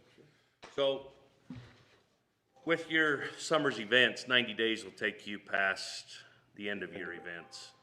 How will this decision impact you tonight, or what do you need to carry on with your I schedule? need to ask Craig, or Chris that. Huh? Need to ask Chris that question. Well, right now, you're in compliance, and the concerts. My understanding is we can continue to have, That's over my head, as you well know. yeah, And so that was the discussion we'd had before with David Zook, that I anticipated it may take 3 or 4 concerts, right, before that was finalized. yeah. I don't think that's changed. Yeah, so it'll get us through the end of the summer. With what we've been doing, that's the direction I have. Right. So does the concert that we applied for a permit that didn't go over 1,000 count towards one of those concerts? I'm not counting the number, I'm counting the time. The That was time. just the expectation that many concerts. would So we pass have after so many months. we have 3 to 4 additional concerts this year. I don't know, I mean, do I need to go talk to the, we're okay? Okay. That was my only concern, is we wanted the open And that's, I'm communication. glad you brought it up, because it's kind of like, okay, am I gonna have 2 or 3 more up there and need to finish it off in Richmond City? And if it is in Richmond City, do I want to sign the contract for Lee Bryce tomorrow? You know? And the answer is no. If I can't do it up at Cherry Peak, I don't want to sign a contract with Lee Bryce. But I'm hoping we can answer all your questions in a way that doesn't negatively impact people. It sounds like you already have some of the information the staff was interested in, so. Yep, hopefully okay. it'll go quickly. Thanks, John. Thank you. We have a motion to continue the Third Amendment CUP for the Cherry Creek subdivision. Do we have a second? All in favor? Aye. Any opposed? Motion carries. Thank you.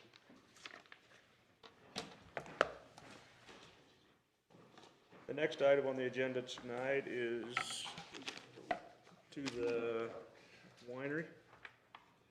For discussion on the alcohol production. Chris, we missed you at the last meeting.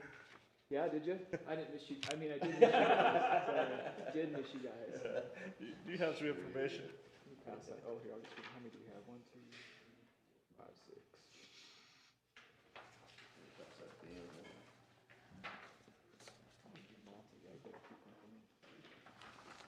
So I apologize, this is something that got sent out to you this morning, I'm gonna guess. if I remember right.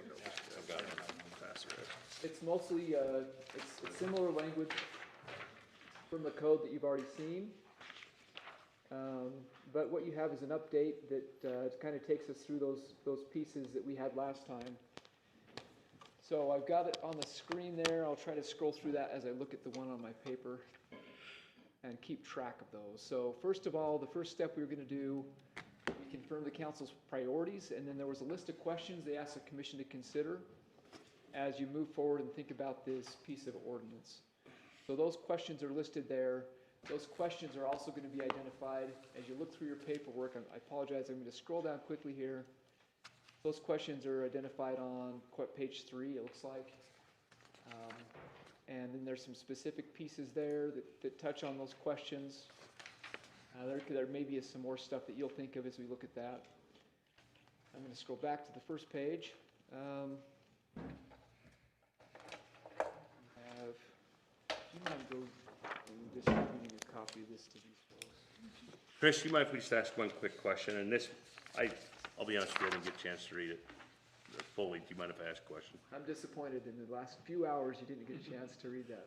Well, so I appreciated the knowledge and the information presented both by staff and by Keith at the last meeting.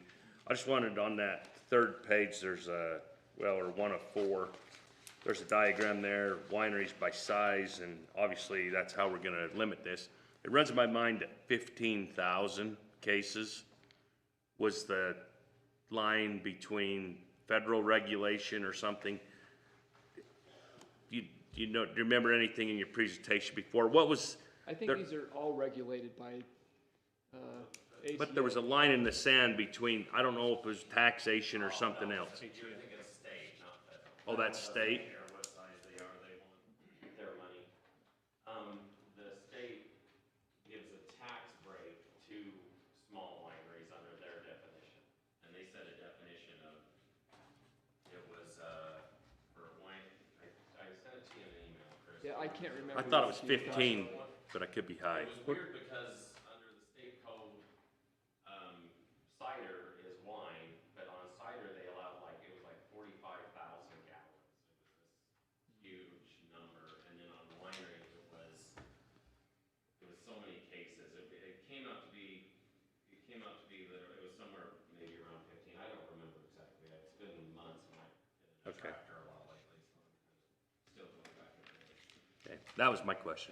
Yeah, and we can get some of those details. Keith did give me some information and also a contact who I haven't been able to reach out to, and I apologize about that. I think there's more information there, and you'll see that's where we're gonna end up here tonight is looking at some of that. The ones you put on here. That's industry standard, Yeah, yeah. So those numbers are those are common, if not throughout the US. I don't know how they apply them in Europe, but those are pretty standardized. So we've got the questions, and that's the stuff we've addressed. The second piece, when we met in May, we talked about those priorities, and we talked about some options for drafting some code.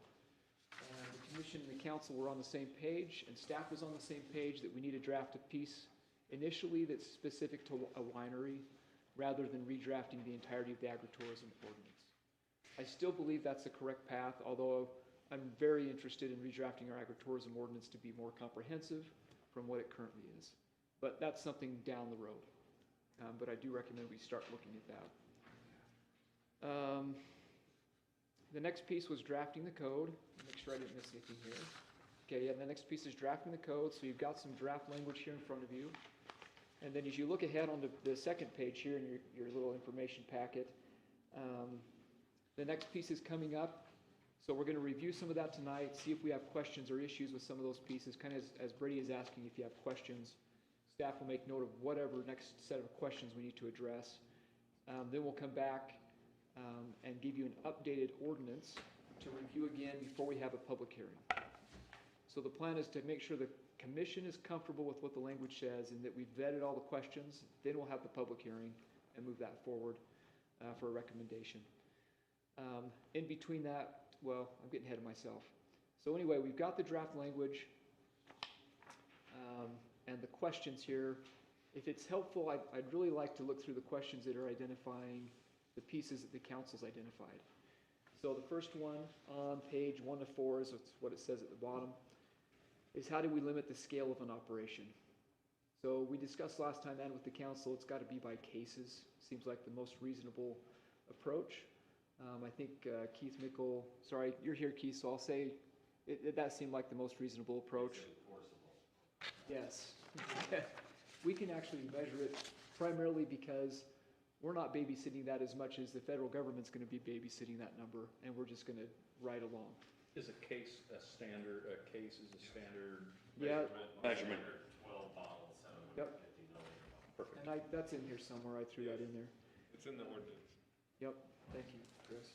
It's easy for the county in that the sales tax is based on a per unit sale. So all they have to do is the county will get a report of our sales tax and we can literally go, that's how many bottles they sold. Keith, I might ask a favor. Will you come sit up here? Because I know our recording might not pick you up, and I think you're providing valuable information. And I anticipate this back and forth to continue, so if you don't mind, come to the mic and state your name for the record, and Keith Mickle. thanks, Keith. So the information, that first one, how do we limit the scale of the operation? Then I provided that chart or graph table, whatever it is, to break down those industry standards for what this use might be. Hey Keith, for my benefit, just because I think I missed the last meeting, who are you representing here? I am well, there's two. We have Mount Naomi Farms, which is our main farming operation, which our vineyard sits within, and then we have the vineyards of Mount Naomi Farms, which is our event venue. Thank you.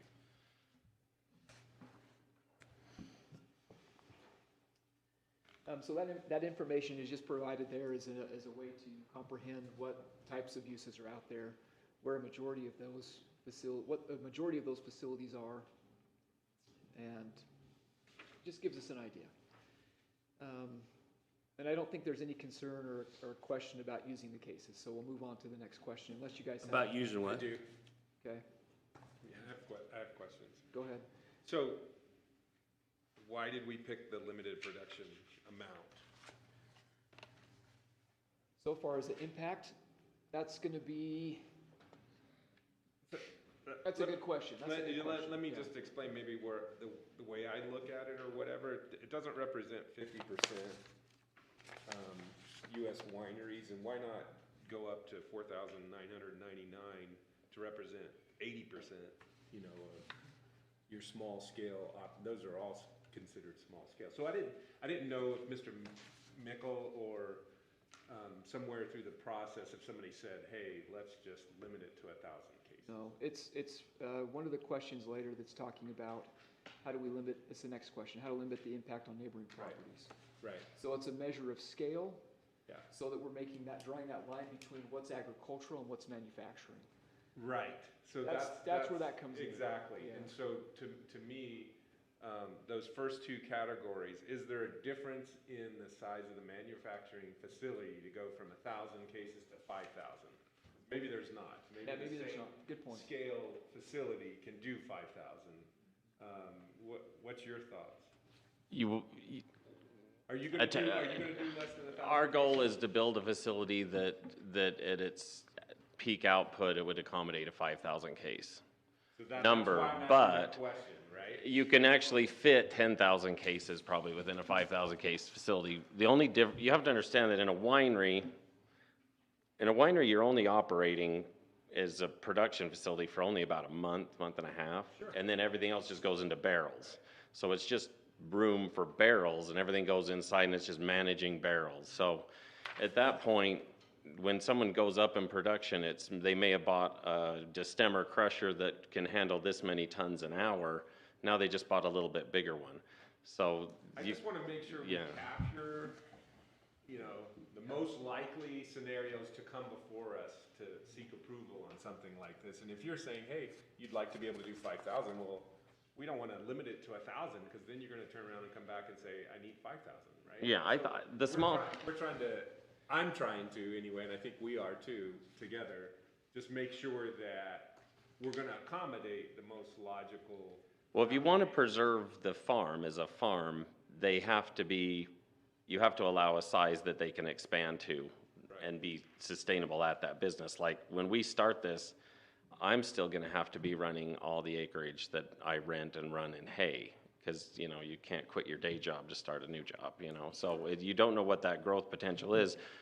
But by limiting, say you limited us and said, well, we only want you to produce 2,000 cases. Well, that's only gonna preserve for my farm about 20 acres. Right. So I'm like, well, at a certain point, is more vineyard being grown around the valley, is that a hindrance to the valley? Because the facility itself, Yeah. you know. And without knowing anything about your particular situation, when I saw the chart, I'm like, well, why don't we just go up to the size that accommodates 80%, you know, of small scale wineries in the US or wineries in general in the US. So Yeah. that just makes sense. That's a great question, and I'm very upfront in saying that the intent was to provide the least possible impact. Now, and I say that with the understanding that, like with small-scale slaughter facilities, when we went to that site and saw what the actual impact was, it was like, oh, this is not a big deal, even remotely. Yeah. And so I feel like that's the same. I have a feeling that the difference between 1,000 and 5,000 is not a difference in the actual scale of the operation. The production though could be a factor. That was a concern I had, because even on our definition in addition to the schedule of zoning, the first yellow box you have, wine produced by the processing facility must be produced from what percent or more of the agricultural products grown on site. Yeah. That's my next series of So that's the biggest thing driving that. I would love to see us in agreement with Chris's deal, but we've got to reach that. We've still got to make, if we go to that 5,000, that's got to be doable or feasible from how we generate the percentage grown from on site. Because as Keith presented this to us before, I would hate to have a 5,000 case agreement or authorization in this particular year and be told, guess what? Your Wednesday water turn was the last water turn of the year. You're now done. Yeah. And So you're right. we've really got to take that into consideration from a reality standpoint in any capacity of casings, and that's happening as we speak. Question. Oh, no question. Secondary water, there's people that's told you're done for the year, right now. Go on. I think that whether it's here or figure it out with wine and then come back for other products, but the state code, like Keith was saying, wine is defined more broadly than wine. It includes the cider, which isn't measured by cases. It includes alcohol from milk, alcohol from honey. We have a honey wine place in the valley. So we'll need to be able to measure whatever the cap is in more than just wine cases. And how much you can produce off of your own property is going to change whether it's grapes or whether it's honey or whether it's milk. So there'll just be plenty of questions, and it may be best to get all those questions at least tentatively answered for wine and then kind of backtrack and figure it out. What's the comparable for these other types? Or maybe you need to figure them all out together. I don't know. But I just want to keep on the radar that, Thank you. that this applies to more than wine in the traditional sense. Yeah. It'd be easy to convert cases, 750 milliliter, 12 bottles into the hour. If the county goes into the percentage of what comes from the farm, nobody in the right mind would do this business. It's because, That's the concern I had. and it's Sure. because I've already talked to Danny Hansen at Western Ag Credit, and they wouldn't loan me the money because the county becomes my partner in that. Like last year, we lost 95% of our crops in the vineyard to hail. A hailstorm that came in just like that thunderstorm the other day, felt just like it. All of us went, oh no, it's over again. And just in a matter of 20 minutes, it was gone. How do I put $1 million in capital into a building and everything, and then like that, it's gone? And then do I come to Chris and go, Chris, do I get a conditional use permit to go buy grapes or this? And the problem is that wine production is collaborative. No winery uses 100% of their own grapes. They're trading grapes back and forth saying, oh, you've got, well, this year I've got this really good, and it would blend really well together. The other thing that comes into it is when you're a small winery starting up, you're a small business. I have currently planted in my farm, I have about 4 acres that are in production, and we tore another acre out to replant because we didn't like the variety. I've planted 2 new acres this year, so we're great production in about 3 years, I'll have a full of, about 7 acres total to 8 acres. Well, that's not enough acreage for me to totally start even a 2,000 case winery. I will start little and get bigger. But like I told Steve Barth that you talked to, I told him about this county wanting to limit where the production comes from, and he said, you're dead in the water. You can't, no county does that to anybody, because you're saying, well, it has to come from this valley. Well, how do I generate the capital initially starting a winery to buy $150,000 worth of winery equipment, and I don't have the product to put through that equipment? 4 to 6 years. For 4 to 6 years. So it's like, that answers the question, it really does. I had a real concern on that one too. Well, and I'd interject just for memory's sake and for those who may not have been at the council meeting, there were council members who approving alcohol manufacturing in the county was, for them, was based on that this would allow for continued ag use rather than land going to other uses. And so at the council level, that is a real concern, that it not just be opened up in a way that, well, the intent initially is let's save the Mickle Farms as farm ground, but opens up to anybody to just come in and set up a winery And not produce any product. and not produce But that's not a real fear in the real world, because the county, like Moab, has had the winery ordinance for probably 30 years. The guy who started the one winery there was the guy who wrote the state code for the winery. And they have 2 wineries in that county. Washington County has 1. They've had the ordinance for a while. It's that it is so cost prohibitive to start an estate winery. And if you wanted to, I'm all for if you guys said, well, we want to say that this is for agriculture, they need to qualify for Greenbelt status. Great, Dixie can look me up and she can see that I have that many acres and I'm in Greenbelt. If you want to put it on something like that, but when you get involved in my production and how I'm supposed to make a living at this, no bank would loan me the money. In 1 year, I'm all of a sudden bankrupt and I can't pay the loan. And also, you're limiting the quality of the product I can produce. I can't go pull grapes from Spanish Valley down in Grand County. I can't pull grapes. There's a huge grape production going on in Snowville. I can't pull from them. I can't pull from Boise up in Ada County where they grow tons of grapes to bring some grapes in that I'm like, my red blend is a bit thin in this area. I would like to bring in some Syrah, and I want to blend that in there to kind of beef it up a little bit.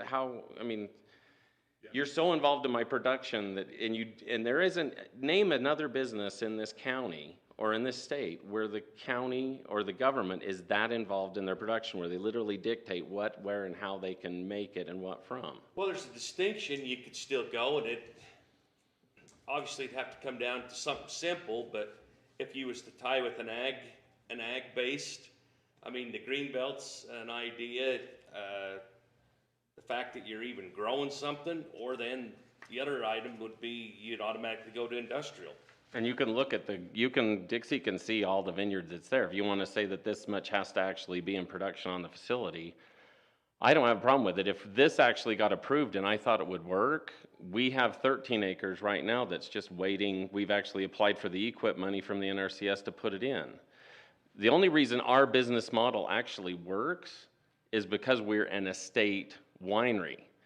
There's a winery that opened in South Salt Lake in the industrial area with the breweries. They went out of business in a couple of years because nobody wants to go to a winery in the industrial area like they do a brewery. They want to see the grapes, they want to feel the earth, they want to be in a living landscape, and they want to taste that landscape in the wine.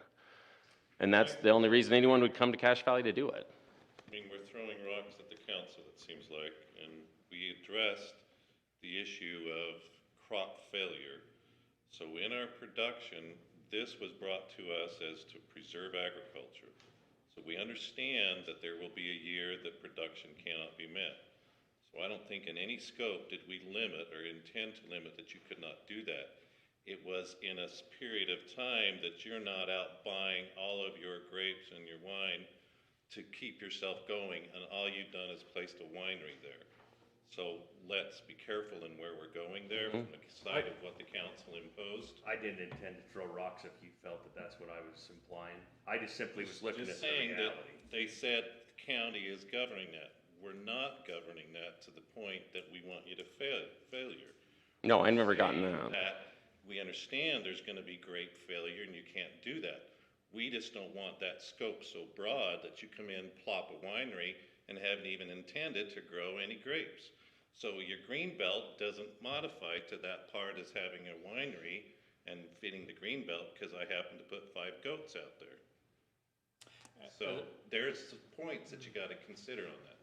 Can I also say on that, that there are wineries in the state that do not raise any of their own grapes, and that's what the council is concerned about. And it was sold to the council on the idea of preserving ag use by growing grapes. And the Cache Valley would have its own flavor, and the grapes that can be grown here, you know, it would then become kind of a Cache Valley brand. And so it feels a little bit like, to be, from my perspective, Keith, that at the council level, right now we've got approval with knowing that the council was gonna require, and I talked through every discussion, either at the 50% level or above, grown on site, and then come before this body and say, man, we aren't even gonna survive if I talked with Dave, Paul, Gina, all knew that this was a problem, that this 50% production level. I'm not backtracking that it isn't Cache Valley. What I'm saying is, if a dairy farmer has a crop failure, the county doesn't say you have to, because let's put it in this context of the way I explained it to, it's probably Dave that I explained it to this way. I said, so if it's to preserve agriculture, the best way to preserve agriculture would be to make it so every farmer has to buy all his product from inside the valley. And that he can only do that, like dairy farmers, you gotta grow your own hay here, you gotta do all that. It would boost the ag economy because me growing hay, my hay prices go crazy to a local dairy because you can only get your hay from me. And then you move that on. Well, the only way that then that dairy's gonna get a surplus is that if we make a law that says that the entire valley has to buy all their milk from a local dairy. And then that boosts his price. Well, you're heading down this road of where the free market goes out the window. And what I'm trying to say is, I don't know what consequences I face, but I know when there's an ordinance and then my banker reads that ordinance, that I have a crop failure like I did last year and I'm out of business, who would do that? Who would go into a business that is so Marxist feeling, you know? And I'm not the council, but I was at those meetings, and the flip side is that if you read that ordinance and it's made flexible enough for you to be able to perhaps stay in business, it's then also flexible enough for, even if it's not your intent, for someone else to come in and plop wineries in the valley and not grow any ag from it. Yeah, and I guess. That was not the intent of it. Yeah, and I would ask what's wrong with that? Like, the county should be encouraging business, right? And I think it's only because we're talking about alcohol, okay? And it's alcohol or cannabis or whatever, these things that maybe a lot of folks in this room, you know, don't have anything to do with, but now we're gonna scrutinize them to the nth degree that maybe we wouldn't other types of businesses. I think you're exactly right, but those are concerns to address to the council who did have those concerns. Yeah. About alcohol. Sure. And about. Yeah, you're right. My question is really to them, and Yeah. I wasn't at those. To your point, though, alcohol is different, though. It is a controlled substance, as is cannabis and all those things, and so it does come to a different level than any other product. I can produce alfalfa anywhere, and it's not a controlled substance, so that's why this body and the council doesn't have anything to say about that. as I read this, I looked at that and said, well, 50% from the parcel or contiguous parcels, I thought, wow, that's pretty restrictive there. And I was thinking, before this discussion, well, you know, maybe it's expanded to at least 50% from within Cache Valley or within Utah or, you know, something like that. So we're really directing agricultural production here. I don't care if his grapes come from, you know, maybe a certain percentage has to come, they have to grow some. But if there's a guy in Cache Junction that decides to put in 10 acres of grapes over there, who cares? If, you know, if we're driving agricultural production in the valley and supporting that, to me, that's the intent that the council has talked about. I really don't necessarily care if it's from that specific property, and if a hailstorm goes through and wipes out your grapes, maybe the guy in Paradise. But the ordinance is that when they say 50%, there's no allowance in that number for a hailstorm. There's no allowance for the off year. There's no allowance for the 2017 freeze on May 24th that wiped out every apple in this valley. And they didn't dictate a 50% number.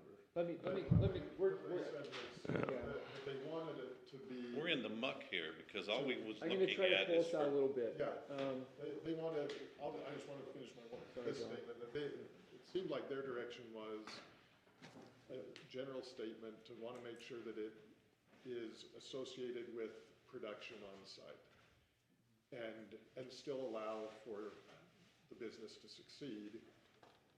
They don't have the first bite at the apple of trying to come up with that, you do. But, and so my statement is just that if it just opens it up to where you don't have to do anything on site, as a practical result, that may have difficulty when it gets again to the council. Could I clarify on that? So the council didn't give direction, we want 50% or anything like that. They said. They did. They did. How come we don't have that? You did. It is. Last time? You've been given that, Yeah, yes. it's in the question bottom one on. But if you read past that, we said that in a blight year or something else, there was consideration. I mean, we took Weeksbury in consideration, we're taking all of these, so please don't take it that we're minimalists and saying we don't want any alcohol, we accept that. What we're saying is we don't want somebody to come in here and buy and pop a winery and he grows a hayfield. And I don't want that either. So that's what we're trying to want. But we don't want somebody to build a winery and then the hail come in and knock them out and they can't go buy it. What we're saying is there needs to be an introduction and a merger of the two. If Weeksbury is producing jam, he's producing berry, but sometimes his berries is going out, so he's got to keep his business going. So we're saying open that up. But we don't want it to have so loosely that a winery comes in and buys all his grapes from California and says, hey, I'm a Cache Valley winery. And I met the agricultural production that the council is trying to produce to keep agriculture, which is what came to us along with agritourism. So could that number be modified to an average, a 5-year average of all of your production comes from, you know, 50% from the valley or something in that area? This kind of brainstorming is what the council Is asking is for. asking. Because you're gonna have the hailstorm.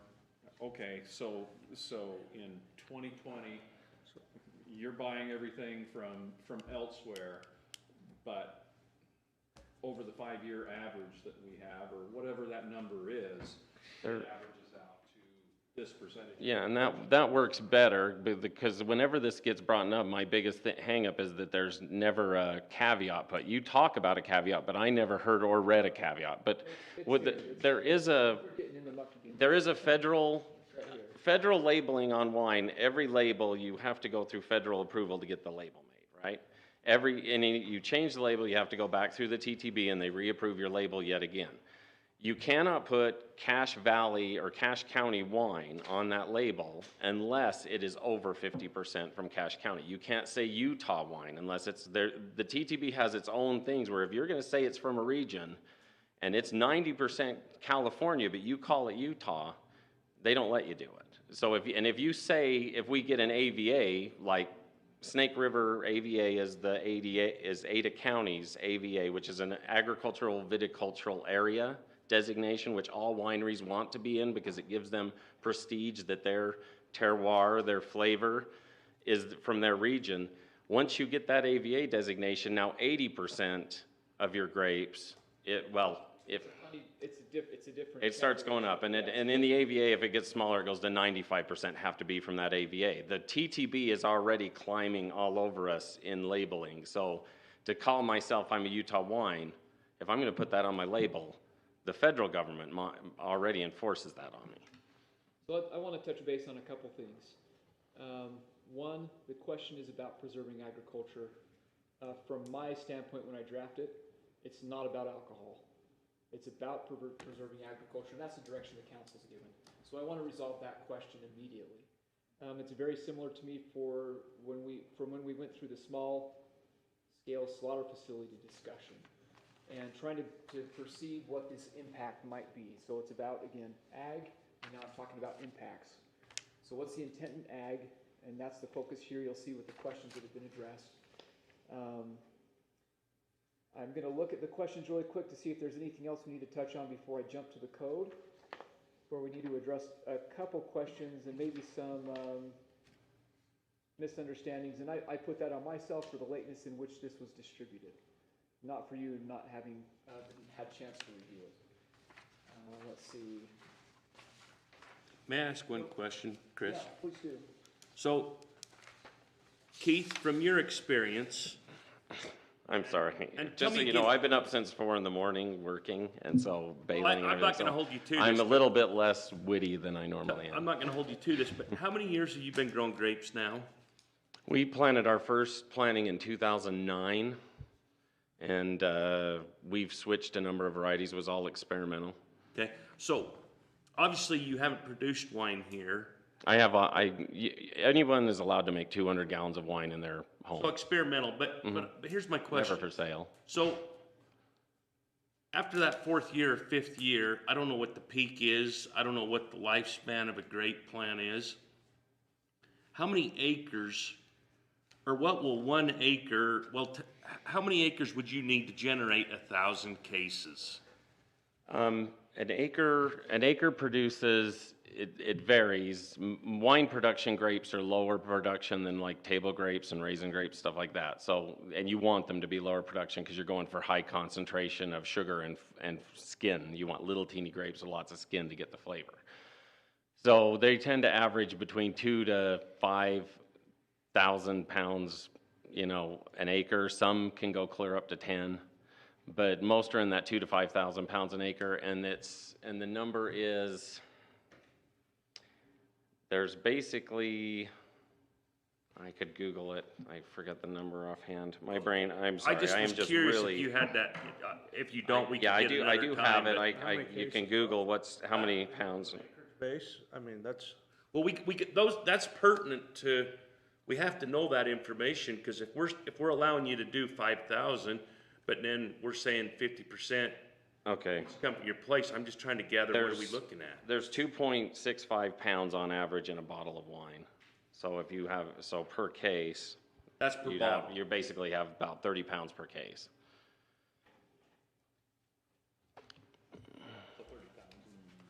So, but how realistic is it?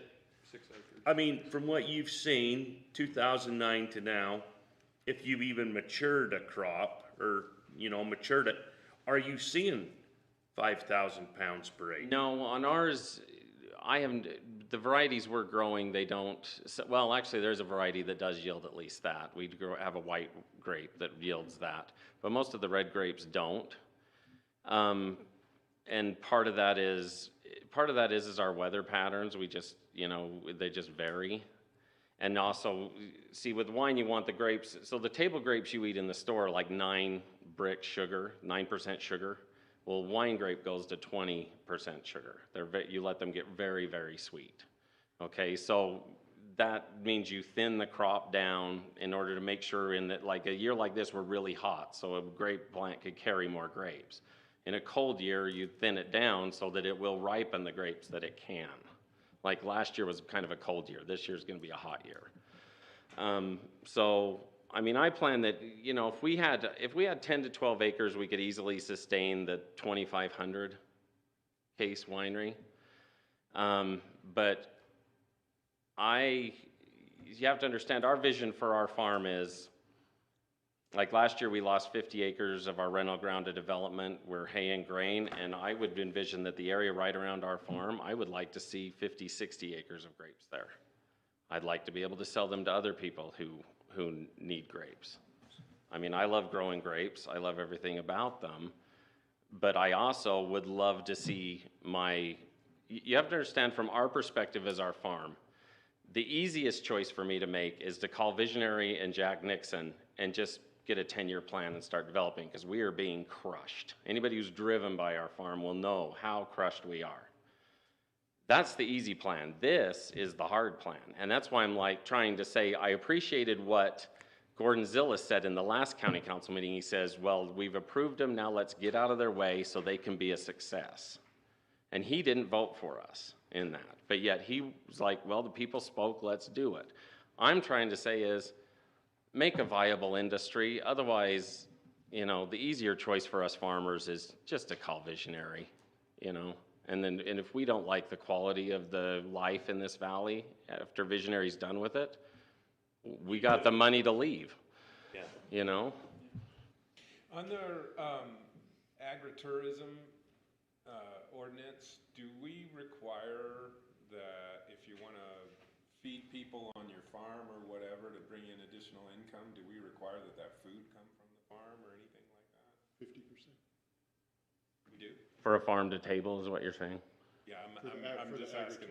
That was the whole reason of agritourism, is to try to keep the agricultural in here, so. But, Yeah, And no, not I get it, but I think if, 50%, I that's what always our felt code like that reads. the intent of like the agritourism is to really allow these landowners and producers some room to come up with some creative ideas to bring additional income to their farm and that sort of thing. And so I personally don't see if it's manufacturing wine or, you know. I could speak to the agritourism as to why we do that. That's why I was asking. But yeah, that is in the agritourism. the next thing you gotta look at though with this, what's the lifespan of a grape plant? You have grape plants in Lodi that are 50, 60 years old. Really? There's some in Napa and that are over 100. It's that a lot of times they'll replant just because they're like, 1 year, for about 20 years, Zinfandel's really popular, and then they want to replant. And so they'll start, most wineries replant, like big wineries plant, so if they're a 20,000 case winery, will usually plant 5 acres a year, replant, tear out grapes and replant them again. So if you're, Very small amount. if you're 10 acres, well, I didn't do the math, but you still gotta calculate. I don't know, it's fascinating in a way, because to make it viable, you gotta be able to not only generate it today when you're opening it, but have the potential, you know, for the expansion to get the other plants up and producing. Exactly, and that's that- what that all Steve has to be Barth bigger. was mentioning. Is Steve Barth was like, how does a winery, an estate winery, get off the ground if he's expected to? Because it's 10,000 plus an acre. This year I planted 2 acres, and believe me, it was every bit of 10 grand in trellising plants. You go up and look at my 2 acres. Just drive up our road and you can see the tubes. Everywhere you see tubes is new plantings. How does a person plant 10 acres of grapes and spend that kind of money? And that's not counting the irrigation system in it. That's just the planting. And then ride that till he gets and builds a winery and everything. He's like, there's no way to heave that process. I have been doing it for 10 years. So someone coming behind me doesn't have the leg up I do. I ran it as a U-pick, and we've changed varieties over. And by the time we finally got a winery going, those 2 acres are gonna be in production. By the time I finally get this through and a winery built, they're in production now. I have that additional leg up. As for the agritourism, I don't view the winery as agritourism in the way I do our wedding venue. Okay, where we're located, we have this beautiful view. And that beautiful view is entirely maintained and farmed by me. Yet, Jack Nixon and Visionary and all the developers around me gained 20 to 50% more value in their lots because my view is right there. And every year I have multiple people call me and say, yeah, I'm talking to the realtor, and she says that if you have a conservation easement on that property behind my house, that my house is worth a lot more money. Do you have a conservation easement on that property? No, I don't. I'm so sorry. You didn't pay a dime for that. I'm giving that to him. So what the agritourism was to us was, we are farming this view. And are we the gardener to the valley, or are we allowed to bring wedding business in and use that view we're creating to gain more money for our farm so that we can keep our farm going? That's what the agritourism was to me. What this is an industry. This is an industry to me. It's not agritourism is I'm trying to do a non-conforming use of agriculture in the ag zone. I'm trying to do an agricultural related thing. If you tour anywhere, you will see wineries sitting in the most restrictive covenanted areas with the winery facility and their grapes and everything there. Because they're not intrusive. The neighbors don't complain. Wherever a vineyard goes, the property values go up again. You know, I'm just trying to take the benefits we have and put them into an economic level so I don't have to choose the other choices.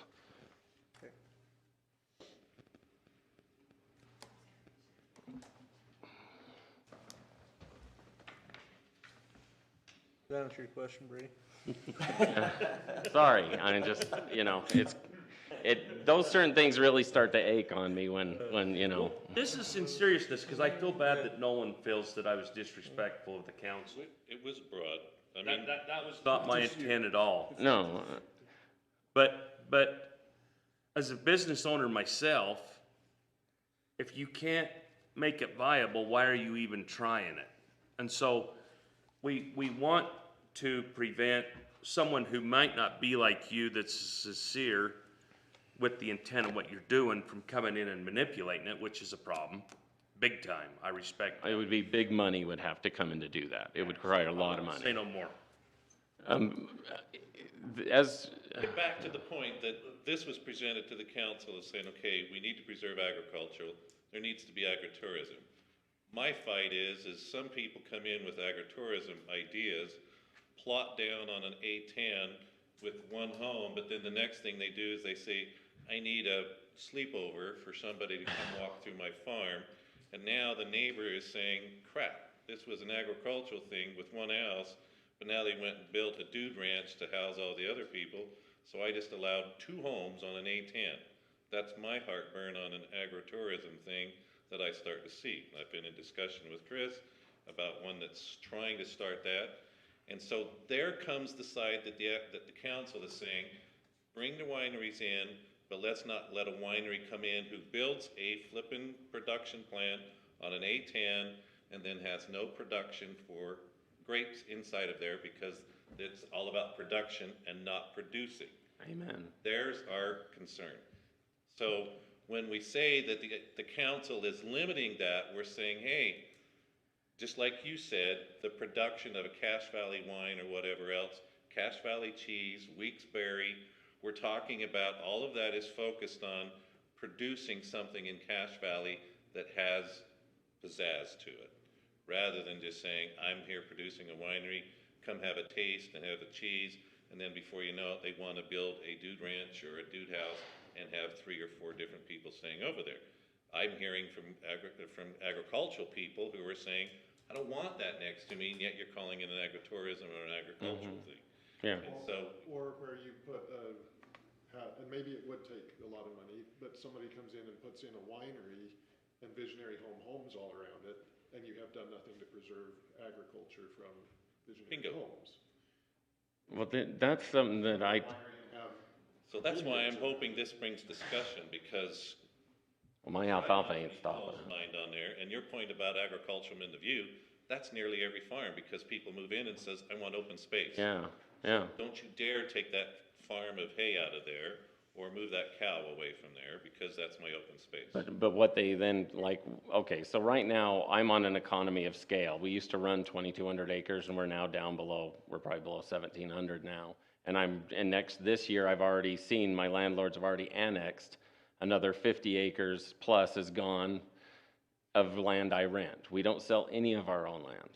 And I had a But- discussion in Farm Service Agency yesterday. I sat in there with 3 guys, and all of our production is going down because development is going up. But I can't keep growing alfalfa and grain and stay in business. And I also farm within a 7-mile area of my farm. And now whenever I move farm equipment around my farm, I get flipped off, told off.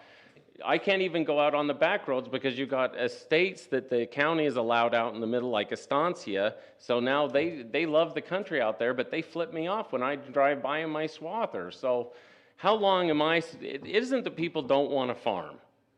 It's that you can only tolerate farming in West Jordan for so long. It's like Gina Worthen said, 30 years ago, West Valley looked just like Cache County. And 30 years from now, Cache County is going to look just like West Valley. And West Valley is the murder capital of Utah, along with Magna. And so what is our quality of life going to be? I'm just bringing the winery up, and I get told that, I understand the fear about alcohol. I totally do. But the ordinance has been made. The question is, can we make it viable for a farm? And all I'm doing, when I kick back on the 50%, I'm just kicking back saying, I don't dare go into that business unless you give me some serious caveats in the law, because I'm not trying to break the law. We're all on the same page as far as trying to preserve agriculture. Something with what Yeah. Jason said, the 5-year average. Or do we have to go with the acceptable to that, percentage or altogether? Do we? Something where we can say, hey, I can still prove that you're growing what you're. And it would be producing, good what if you're trying to you produce. allowed an area for that farm to grow, so that the guy that doesn't dare take the step into it with his 5 acres into production, that he can get into it. Can we put it at a 1 acre? We have to, I think we ought to, yeah. I took a little time to read ahead here, Just said which I didn't before, and Chris has written into this. Chris has been patiently Yeah. waiting Yeah. here to spring his coat on us that he's got it all taken care of. Oh, well, that would be nice. I didn't know there was color. Like Chandler on Friends, get there. Getting up against a time restraint also, so yeah.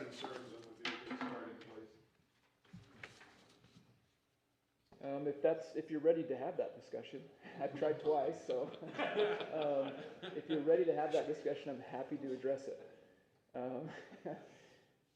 Yeah, okay. I'm a little frustrated because I've tried and it's just, we've gone every direction but what this says. And so I'm frustrated, and that's not with you, that's with me, because I should have had it to you sooner. And I apologize you haven't had a chance to read it. My recommendation right now would be, given the time, is you postpone and this discussion till next time. It's almost 8 o'clock. I want you to read through everything that's here and address all the questions that you have. I've got some good notes that I'll address that I think that Chris Sands has brought up specific to, and John has brought up specific to the broadness of the scope when we talk about winery and what the state considers a winery. I think we need to build some of those pieces in to be specific with those. Some of the comments that Keith has made are addressed in the code here. And again, I'll apologize to Keith, but those aren't different, right? This code has been out for months. So nothing is much different here, other than I built in a couple caveats to allow some flexibility in what could be approached in merging those two ideas. So you'll see that between 4 and 5, there's an or. That gives you options to consider how broad you want to be or how narrow you want to be in that scope. Some of these percentages you can see that I've left highlighted, and then some of my own notes of maybe some additional descriptions or definitions that may need to be required. Keep in mind this is a first draft or second or third, whatever draft we're on now, probably 5th draft, but it's not perfect. We still need to go do a site visit. I'll be reaching out to, I always get their name wrong, but it's a place in Mendon, Slide Rock or whatever. Slide Ridge. Slide Ridge. I get rock every time I say rock and I get it wrong. So I'll see if they're willing to let us come out and visit their site, get a feel for what's there. I think there's some good value in identifying impact. Like Chris has said, with the number of cases or whatever it is, there's also a Paradise Valley Orchard folks who have interest in doing like kind of a hard cider approach to some of these things. They're going to have some good ideas. Is Slide Ridge, Slide Ridge is are they producing alcohol then? They produce wine, vinegar, variety of products. most of their wine, and Keith probably knows this better, is sold outside of the valley. Mendon wouldn't allow them to have a tasting room, which makes it impossible to sell locally because, so basically, in the state of Utah's liquor store system is terrible at small products being able to be sold. They have a Target type model. So what they do is they travel with their honey, they make honey vinegars and all their honey stuff, and they go around to farmers markets outside of the state of Utah where you can sell wine at a farmer's market, and they do gangbuster, but their stuff, they make a really good product. They make a really good product. Elements they may still carry it, they used to carry it. So that's a good option to go look at what their production level is. We can ask a lot of good questions like we did with the slaughter facility, and I think expand our understanding of what's there. I did take a lot of direction from what the council asked us to focus on. And so if there's a complaint there, we need to be clear in what the complaint is.